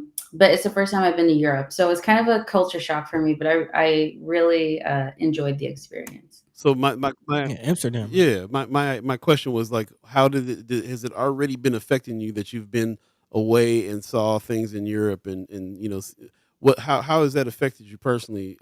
Just coming back and Mm. new eyes in Omaha now that you're back from Europe. Hmm. Well, yeah, we went to the Netherlands. We kind of went all around to a bunch of different cities, but we mostly stayed in Amsterdam. And, my friends, Manny Cook, Clarice Dombeck, Elijah Makiza, Andrea Joy Pearson, like they're all incredibly educated Black people. And so I went there, and, we were constantly exploring the city, talking about, the differences and the similarities that Black people experience over here in Europe, and how their overall standard of living is better in Europe, but they still deal with a lot of the same issues that we do here in the US Mm. when it comes to Mm. like racism and access to education and all that kind of stuff. So it was really interesting learning about the experience of people of color in Europe and how it compares to the United States.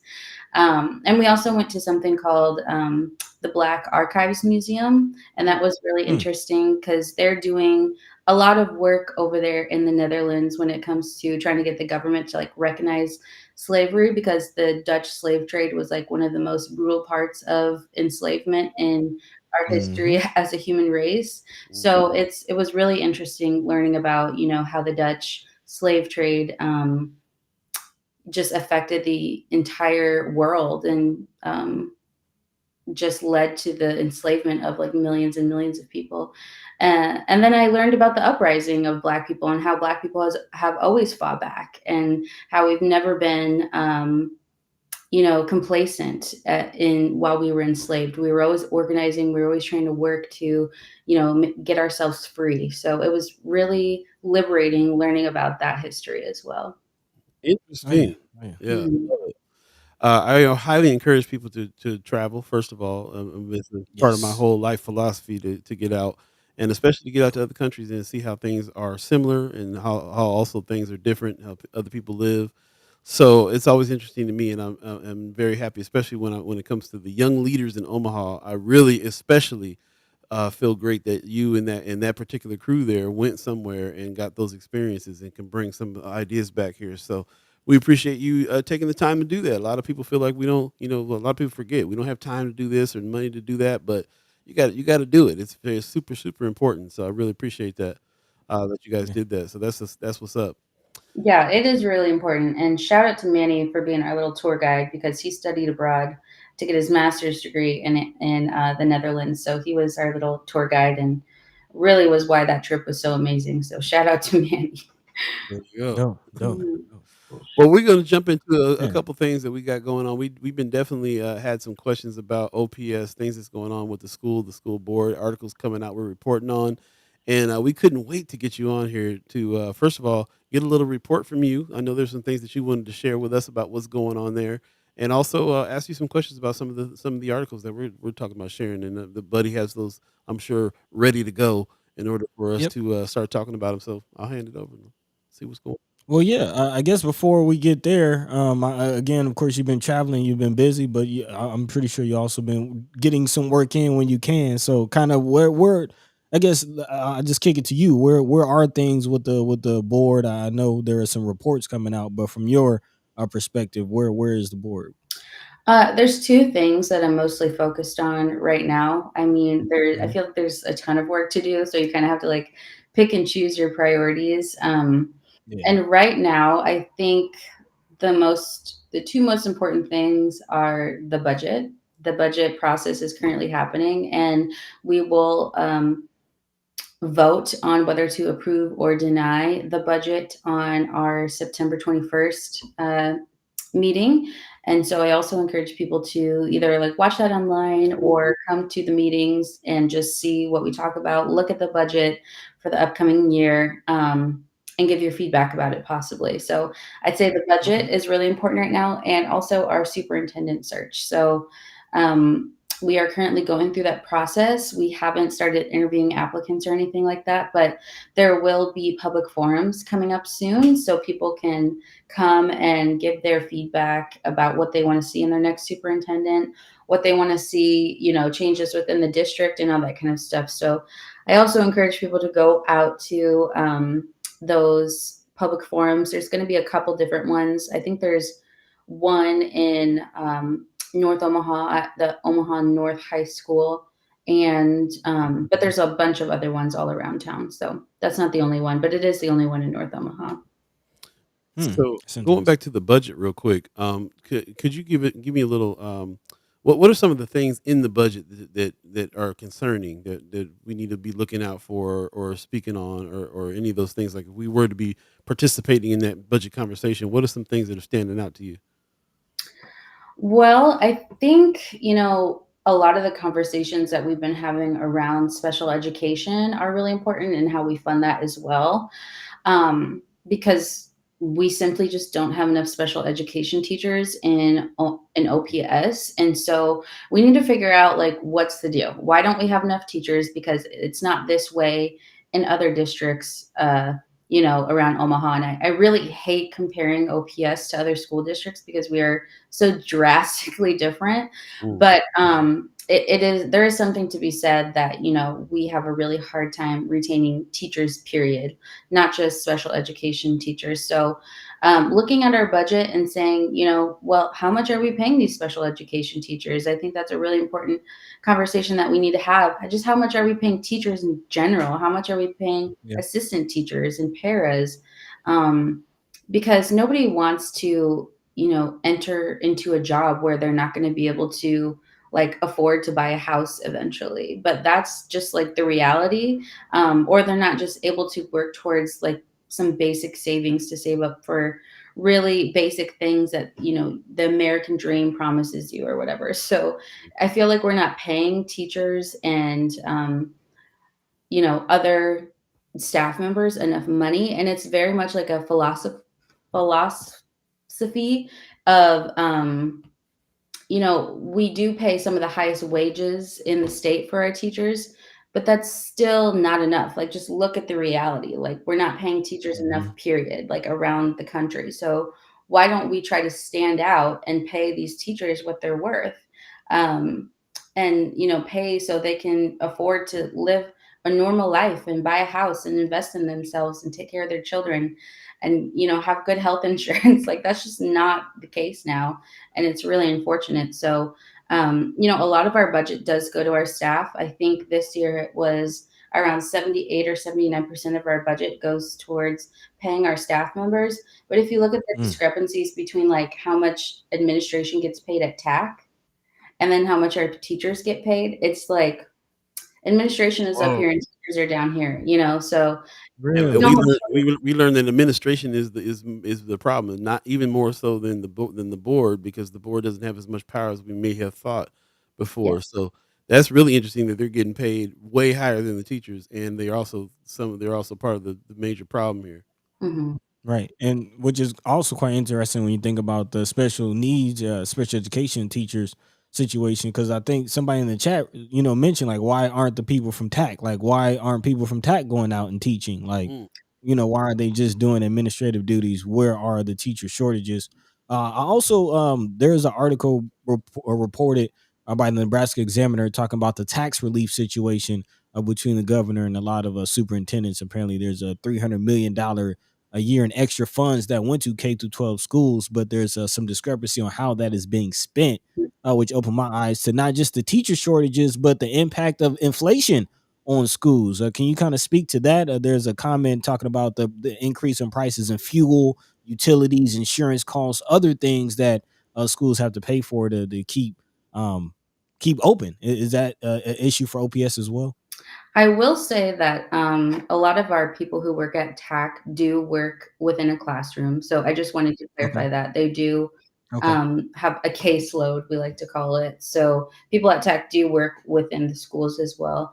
But talking about, rising inflation and, the price of things, that definitely has a role to play within the budget, but also, the way that Nebraska funds their public education is highly reliant on property taxes. And so Mm. when we have, sorry, I just heard, I think there was a car accident outside my house. I live on like the end of a really sloped hill. So people constantly get in a crash and I was like, oh, just another one. Oh wow. So sorry, I got a little distracted.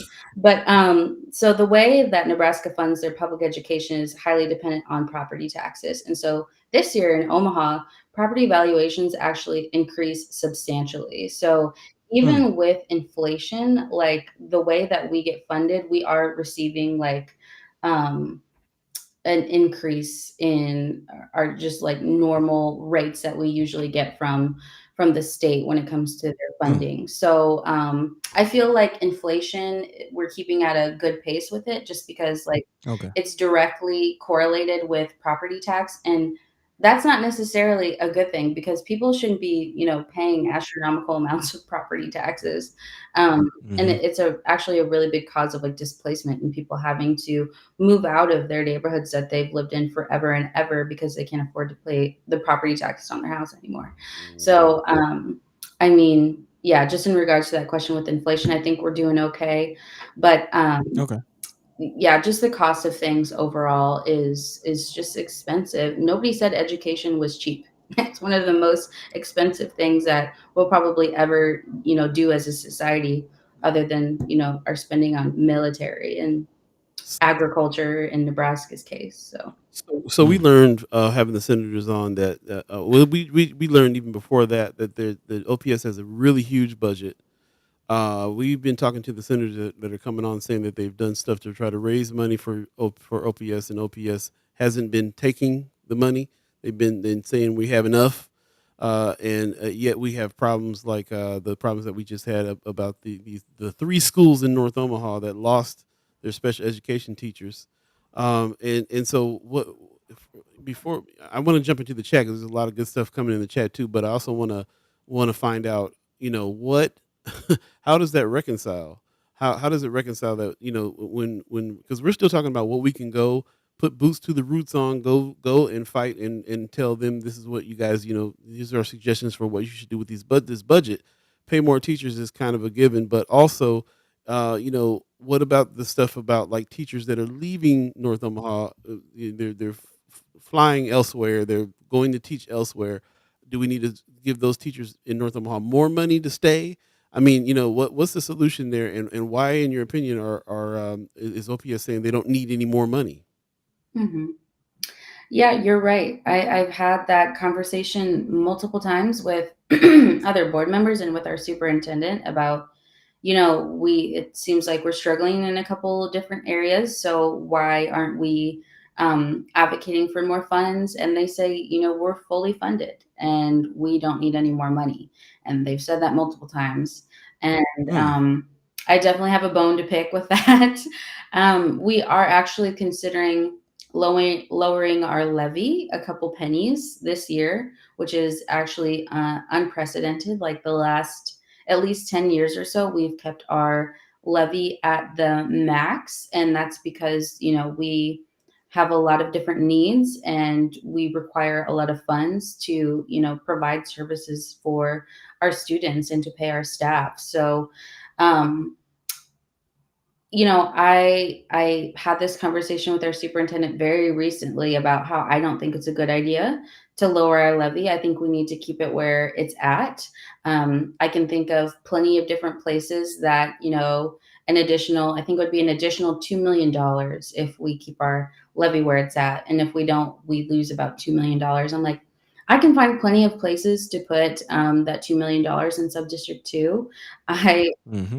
toured a lot of the schools in Subdistrict 2 already, especially the alternative programs, because I basically have every single alternative program in my subdistrict. And so I toured Blackburn and I listened to the principal and I heard what they need, just like basic things like transportation for their students. And they're just, trying to grow a garden at the school and get kids more educated about healthy food and growing their own, just like little things like that, where I'm like, I can find the money if that's what you're dealing with. So, um, So you know, so so when we can what find a I'm place hearing to put it, that's for sure.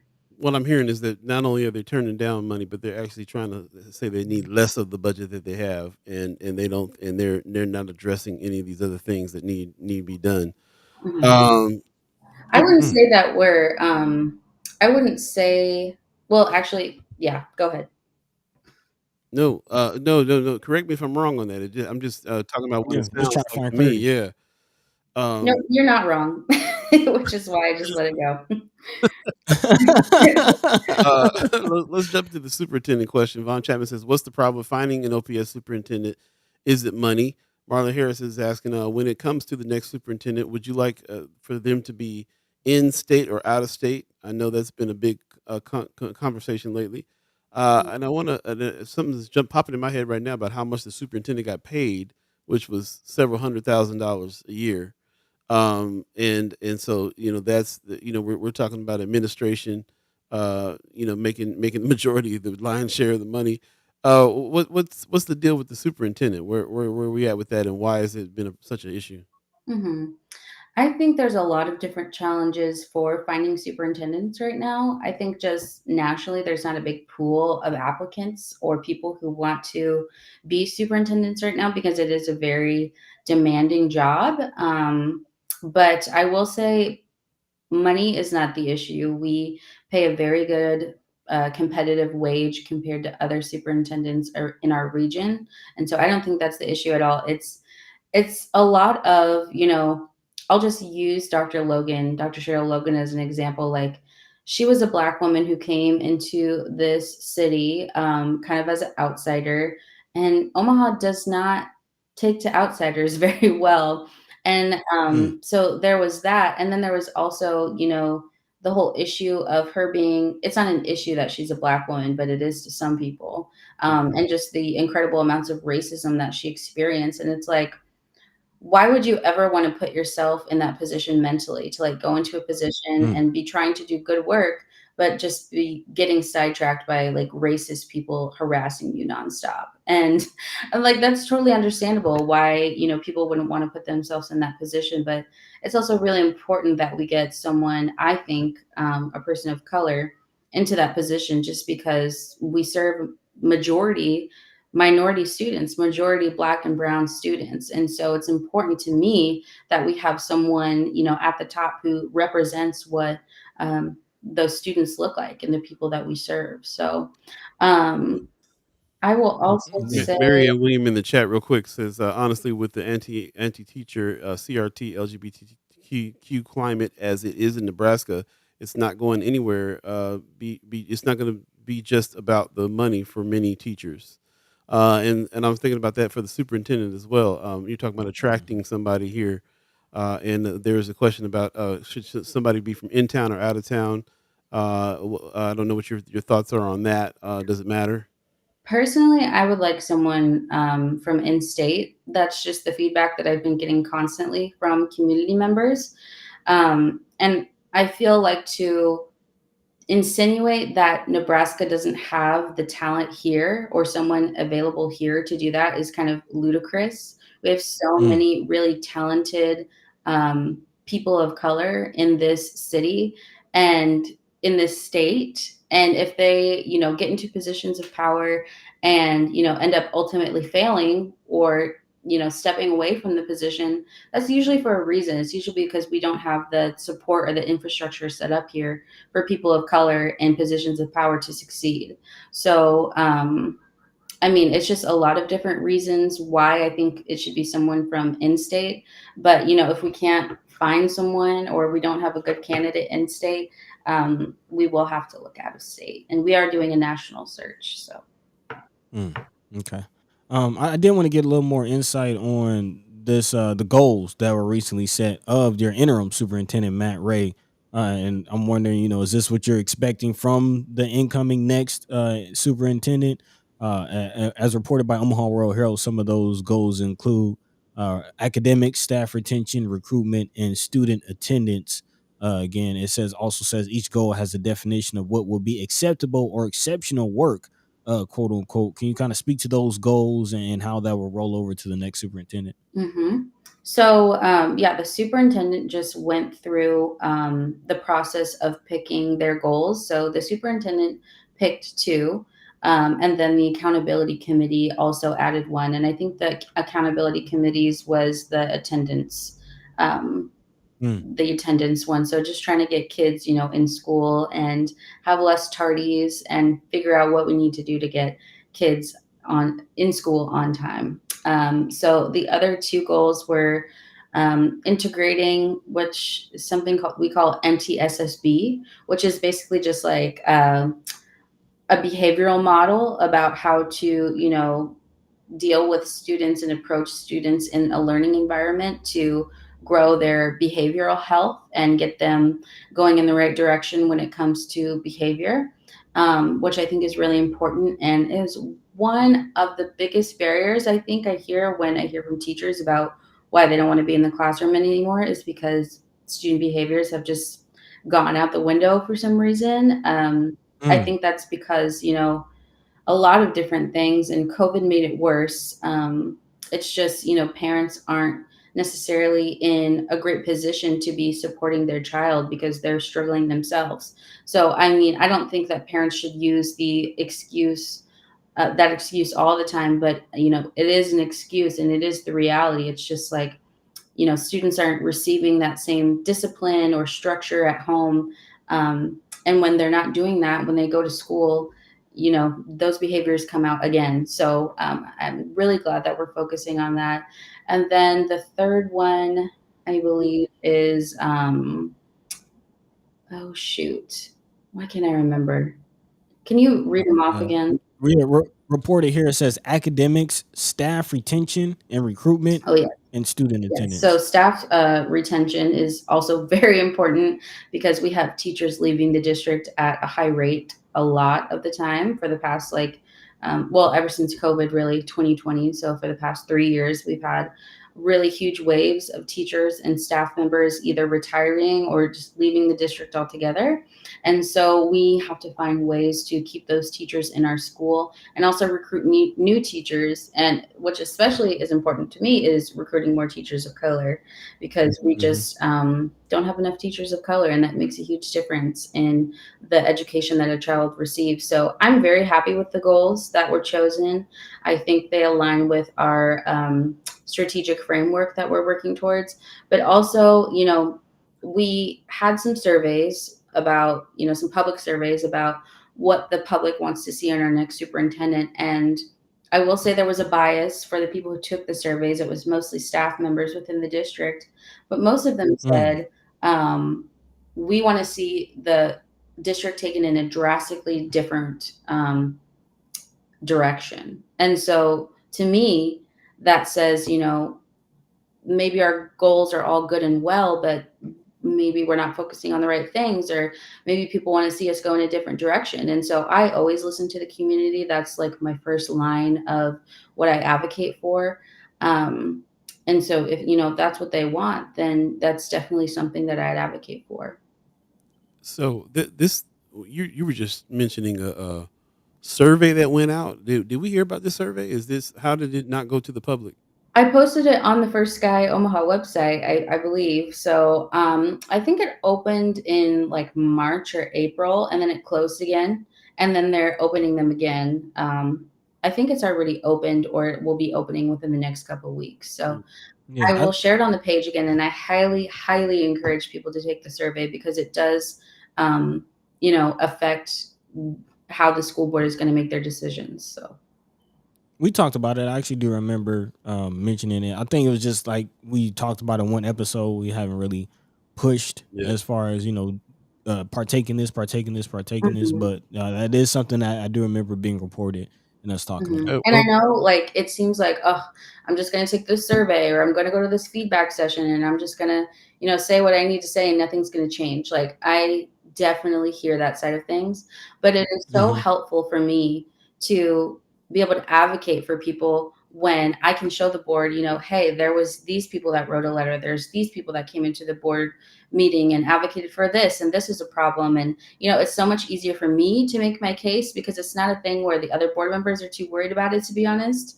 But if I have enough evidence and things that I can use to advocate for the community, that just makes it like so much easier for me to do my job. So Yeah.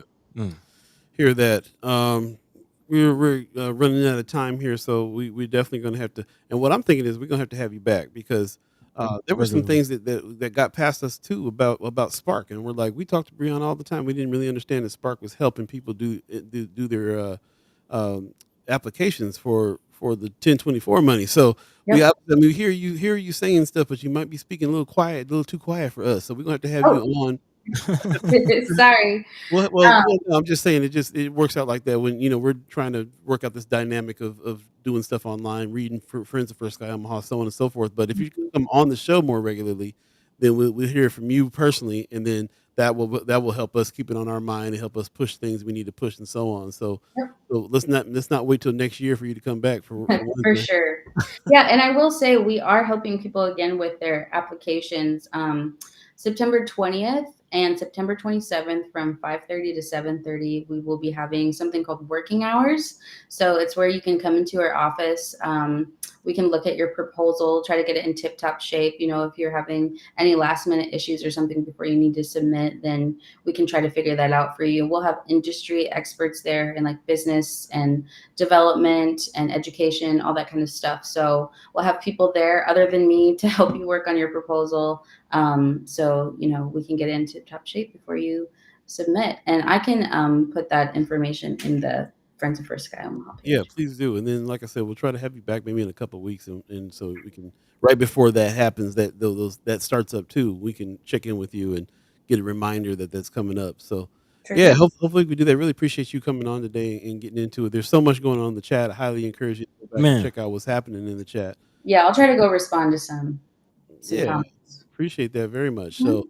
again, you're with Spark, and that is that's they're doing major things. We need to when we come back. yeah, We need to talk about all the stuff that Spark's into, and also Fabric Lab. Man, we kind of consider Fabric Lab an unofficial partner of ours, really over here. Like Fabric Lab is doing huge stuff, and we'd love to figure out how we can collab more with Fabric Lab as well. You guys got a lot going on there, so we can't wait to talk about that. And then, as you can see, there's going to be hundreds of questions for you being on the OPS board.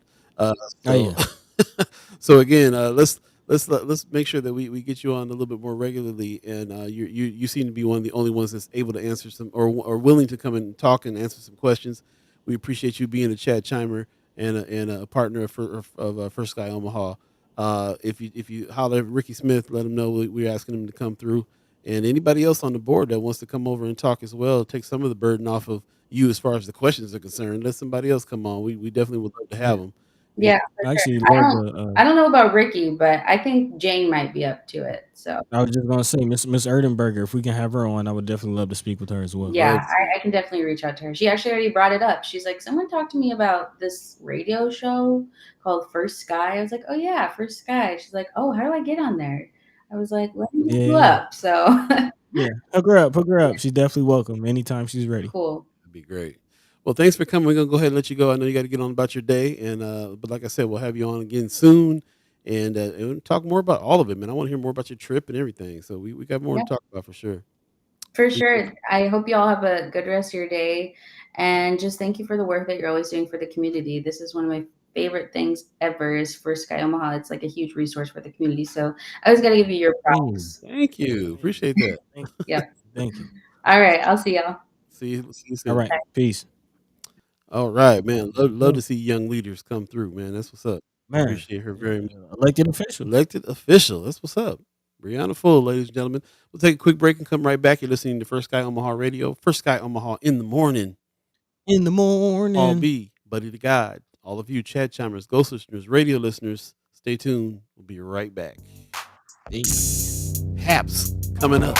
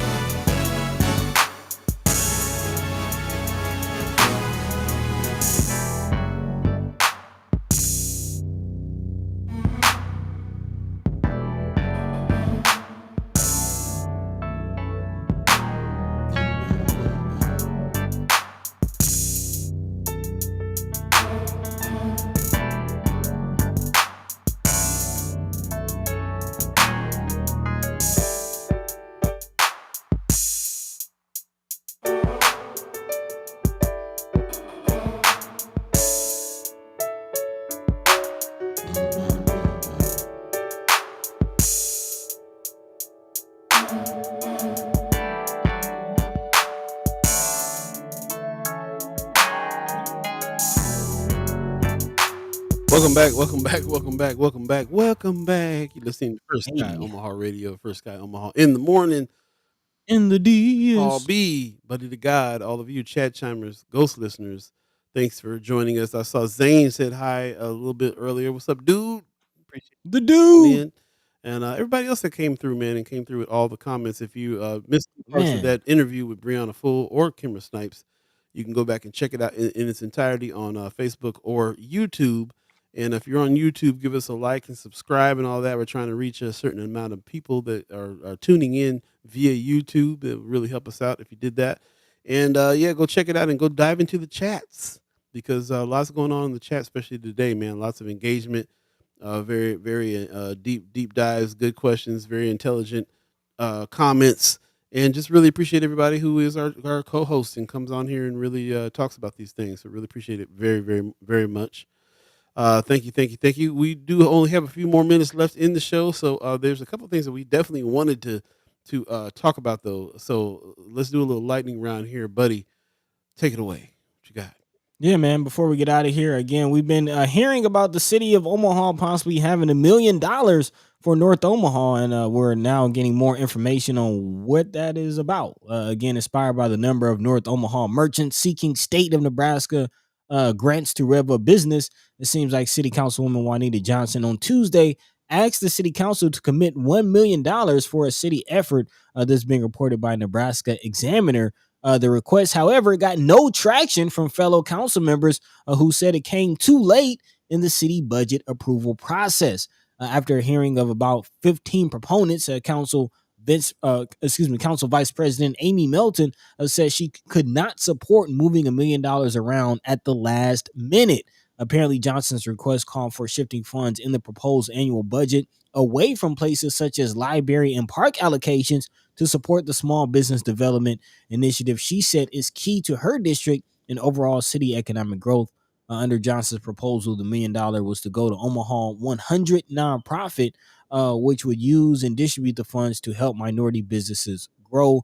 Johnson also, whose district encompasses North Omaha, has also attended a weekend community forum during which constituents sought clarity on again the LB 1024 funds, the 225 or so million in grants that are scheduled to come to North and South Omaha. So definitely interesting. I would definitely love to speak to Councilwoman Johnson more on this. But too I guess sad to hear that again, no traction from other council members and saying that it was too late. I'm hearing that there were some chat chimers in attendance at that city council meeting.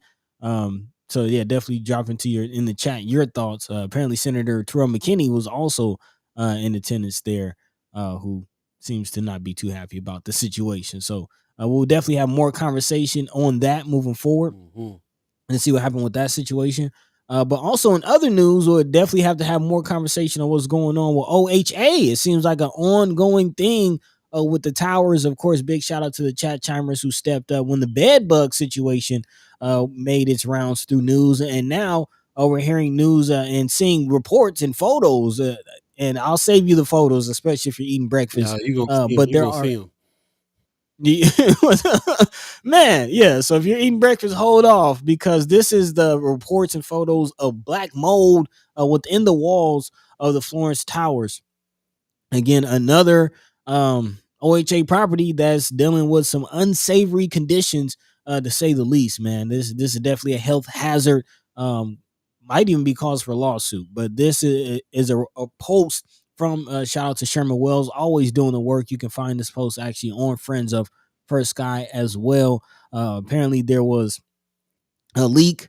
There has been calls for some people for some work to be done on these pipes.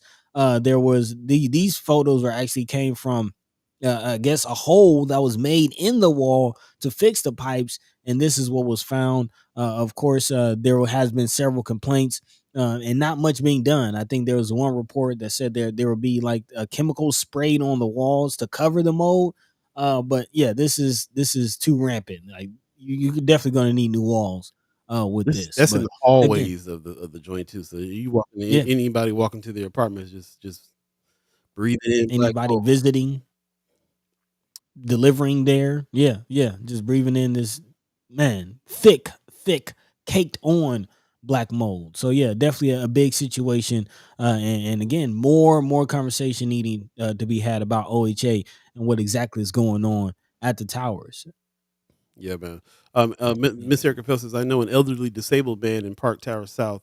They still don't even have window air conditioning units. Man, Lots going on with the so towers, there you man. go. Still, still need to be checking out folks and friends and family that are there because it's incredible what's going on over there. Yep. So that does it for our lightning round, though. Definitely more conversation to be had, not just affordable housing, but safe and healthy housing. It's not just enough to be able to afford it, but are you safe living there? Man, let's get in the last 3 minutes. A few haps. Let's go ahead and make it happen. What's happening? Yeah. What's going down? What's going down? We got a few things to talk about here real quick. I first of all, I just want to jump back in the chat real quick because we did get a comment about that city council meeting. Kimara Snipes says, y'all missed yesterday's completely embarrassing city council meeting. I talked to Amy H. Dot who went and said it was quite the show. So we need to definitely go back and talk about some of that. We appreciate you guys in the chat that showed up and let us know what's going on there.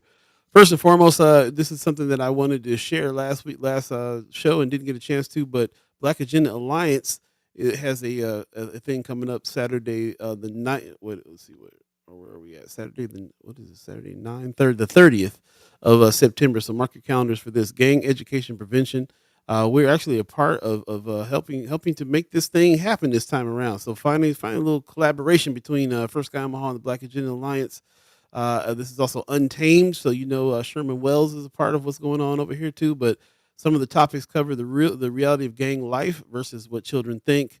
What is gang affiliation? How can it lead to trouble? This is Brother Kasim, who is going to be speaking to these children. I believe there's going to be a lot of kids there that a lot of the kids that have been in trouble lately that they're talking to. We're talking about boots to the roost. These are people that are talking directly to the kids. So that's what's up. Man, Uh, doing the real work. that's right. Residual effects of being shot or being a shooter. I mean, talking about some real stuff. What is the system? Signs of duplicated system behavior. How can parents be proactive? Sherman Wells will be talking about. So this is Saturday, the 30th from 2:30 to 5, 5001 North 42nd Street in Omaha, Nebraska. Free food and free admission to this. Please mark your calendars. If you want to see some real boost to the roost, real action, definitely check this out. And I believe I'll talk to Brother Kasim again, but I believe there's a way that you can help sponsor this as well. Donate to the cause of helping this gang education prevention meeting happen here. So definitely check that out. Really appreciate everybody who has already reminded me to talk about this because it's going to be a very important event. So shout out for sure. Also, Terrell McKinney just let us know too about the Yes. Small Business Assistance Act. He's saying, listen, people, there's still money out there to get. The Small Business Assistance Act, as SBAA, was passed in LB 450. It provides grants up to $25,000 to qualified individuals looking to start a small business, and up to $12,500 for to qualified small businesses less than 5 years old. If you're interested, reach out to the Nebraska Enterprise Fund. So, like I say, the brother senators are been trying to tell us this whole time. There's a lot more money out there, a lot of other bills passed with money. If you qualify, you need to really kind of take a look and see what's there, what's out there, and they're doing the best they can, really, to kind of let us know what's going on. So here, like we say, the brothers senators have gone above and beyond their job to let us know what's happening. Here's another one too. They're letting the community know about the Small Business Assistance Act was passed. So here you go. You got an opportunity for $25,000 grant or a 12.5 grant for small businesses. This is not for your nonprofit business. This is for-profit businesses. So this is for you to be, even if you're trying to start one, if you're qualified. So go ahead and go through the process. Check this thing out. And I will be looking at, and go ahead and follow Brother McKinney's page too. He's always dropping stuff like this about other funds that are out there for North Omaha. So definitely check that out. 9:01 right now. We're already past our time frame. So we appreciate everybody who is allowing us to go past a little bit. A lot of stuff going on in the chat, man. You guys are killing it in the chat. Man, chat's going on. I'll let you guys talk to each other on that a little bit while we continue on. We're gonna have artist Patty Talbert on here pretty soon as well. Her show just opened September 8th. I talked to her. She's gonna have another open house, I believe, on the 30th as well. I have to confirm that with her. But we're gonna have her on the show to talk about her installation over there at Project called Black Joy, Paintings and Words by Patty Talbert. She actually made this for Black people. This is her words. And we all know how art things go here in the city. You have an opening and there's a lot of other folks around, but not a whole lot of Black folks in the house. And she specifically made this whole installation so that Black people can experience it. And she wants to definitely put the word out to have more Black folks come and check this out. And we're going to put a specific day. My suggestion was, let's put a specific day together so we can really rally everybody up for a specific day to go check this out. And so we'll have her on the show very soon to talk about it. But if you're in the area, this is Vinton Street area, 1818 Vinton Street. Definitely check out the little place called Projects, kind of right next to where Drips is. You remember Drips, 24th Street? They're over there on Vinton Street now. Yep. So right next to Drips, go check out Patty Talbert's Paintings and Words, Black Joy. Definitely looking for some Black Joy these days. So I appreciate what she's doing here with this idea in a big way. Yeah, I got to check that out. Buddy will be here tomorrow. Yeah, man. And we definitely gonna be hitting up Art Battle. You're gonna be here on the 16th. Hey, right? Yeah, I'll be here for that. That's definitely on my itinerary. Sure. So meet us up at the Culture House, man. September 16th, 6 p.m. for Art Battle. It's going down. Definitely check that out. We will have a new. I didn't make the flyer last night. I forgot about it. Nope, that's the wrong flyer. So Content Creators Camp coming up Saturday. I will make the new flyer and drop that today on Friends of First Sky Omaha and on First Sky Omaha, the Facebook page. We will be at Culture House And like we said, Buddy will be in town, so we'll be able to maybe have a little mini kickback there that morning on Saturday morning. So Hey, yeah, let's let me definitely know. check it out. And of course, we can't forget one of the reasons why you're coming to town is going down Sunday, September 17th, Stillhouse Omaha, the last show in Omaha ever Man, for George Clinton, man. Just for the funk of it, final tour, Parliament Funkadelic featuring George Clinton is coming through, and we'll definitely see you there if you get tickets and come to that.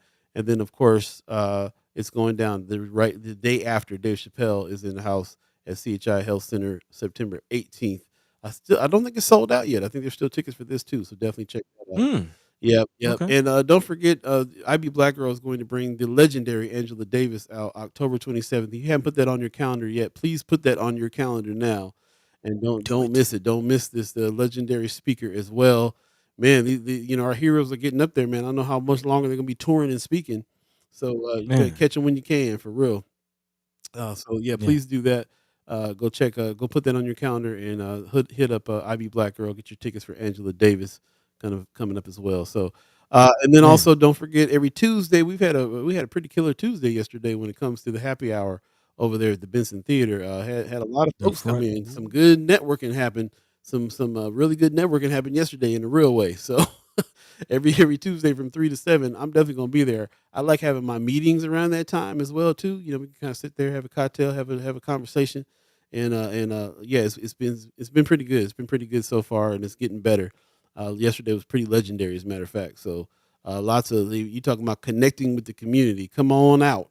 And let's go ahead and have a community networking event on Tuesdays. Let's meet up. Let's meet up. More chances to meet up is what it is. So yeah, Man, every make it Tuesday, three to happen. seven, make it happen. But you got any haps that I'm leaving out here real quick? Well, one I can think of we've been talking about is Diana Ross's tonight. Shout out to our partners at OPA. That's going down tonight. Apparently, I think Marianne Williams says she's going to be there. Looks like Miss Erica Felt going to be there. So a few chat chimers out there representing. I think Miss Erica Felt still has a ticket if you're interested in going. So yeah, big shout out to our partners over at OPA. Yeah, man. Yeah, they get down. They get down. They Really get rough. down. I was So looking for Josh Takes. Josh Takes said he had something too. I think it was like some kind of a thing in hmm. the park downtown. I can't find your event now, bro. Put it in Friends of First Sky Omaha if you are hearing our voice here on this one. Yeah. If you got some haps going Yeah, ons. apologize. I mean, you have any haps, any of the things you think we need to be checking out? Definitely put it in Friends of First Sky Omaha. We review that Definitely. pretty much every day, so we see what people are saying. And thank you for everybody who's putting stuff in Friends of First Sky Omaha as far as articles and stuff is concerned. It's kind of shaping what we're going to talk about in a real way. So thank you very much for that. Really appreciate it. Yeah, I man. guess I guess that's it then. But you got some words for people? Yeah, yeah. I don't really have much. Hopefully we can have a little bit more on Friday, letting you know what's going on. But other than that, yeah, I don't really got much, man. Okay. Well, let's go ahead and give some words to people and get on out of here then. Let's do it, man. Again, big shout out to the ladies for coming through. Sister Kimara Snipes and also Miss Bree Full for taking the time out of their busy mornings to come and speak with us and laying some information on us. Again, make sure you definitely tap in with Spark CDI and Fabric Lab, and then also One Omaha, oneomaha.org. Definitely tap in with them.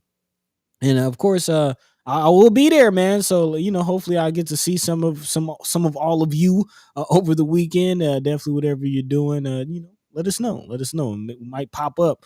So again, we definitely appreciate you. We love you for all your support. And definitely all of the chat chimers. The chat went off today. So again, we thank you for letting your mind be free and letting your voice be heard. As always, catch the same time and place, man. Monday, Wednesday, and Friday, right here on First Sky Omaha in the morning. Also, we still have our content creators camp going on. So if you haven't tapped in, please do that. I will try to make it this weekend. So hopefully, I'll see some of you out there. If you have not registered, you can do so at the top. The link is pinned at the top of the Friends of First Sky Omaha page on Facebook. So yeah, definitely check us out. Tap in, become a content creator, and yeah, until next time, Paul Yo, B. yo. Take it Right away. on. I found Josh Tate. He said one community cultural festival all day Saturday at Gene Leahy Mall. Okay. Free, Okay. free and open to everybody. So shout out to you on that, Haps. Appreciate you very much. There you go. We're gonna get out of here. Brooke said, "Great show. Thanks, Brooke. Appreciate that." Thank you. Pop says, Thank you. "Phenomenal show. Love Kimmer and Brianna and hanging with the First Sky fam. See you all on Friday. Right on, Pops." Yeah, man. Appreciate that very, very much. And thank you for everybody that joined us. Again, I want to give another shout out to Miss Kimara Snipes and Brianna Full, two leaders in our community, real deal leaders in our community that are taking their time out of their day to come and speak to us. So we really appreciate them very much.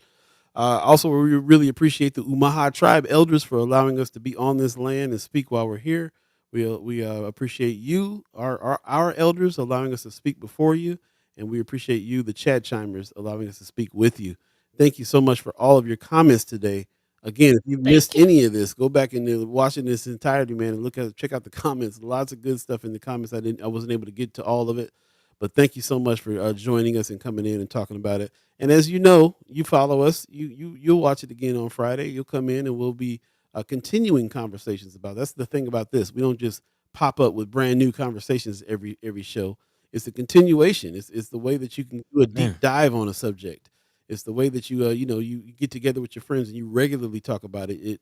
It's a natural progression. You talk about it. You address the problems. You figure out, philosophize on ways to solve the problem. Then you get to the point where you're ready to put boots to the roots and solve the problem. And then before you know it, you got a group of like-minded people ready to go make some change. So that's what's happening here, and we couldn't do it without you. We really appreciate it very much.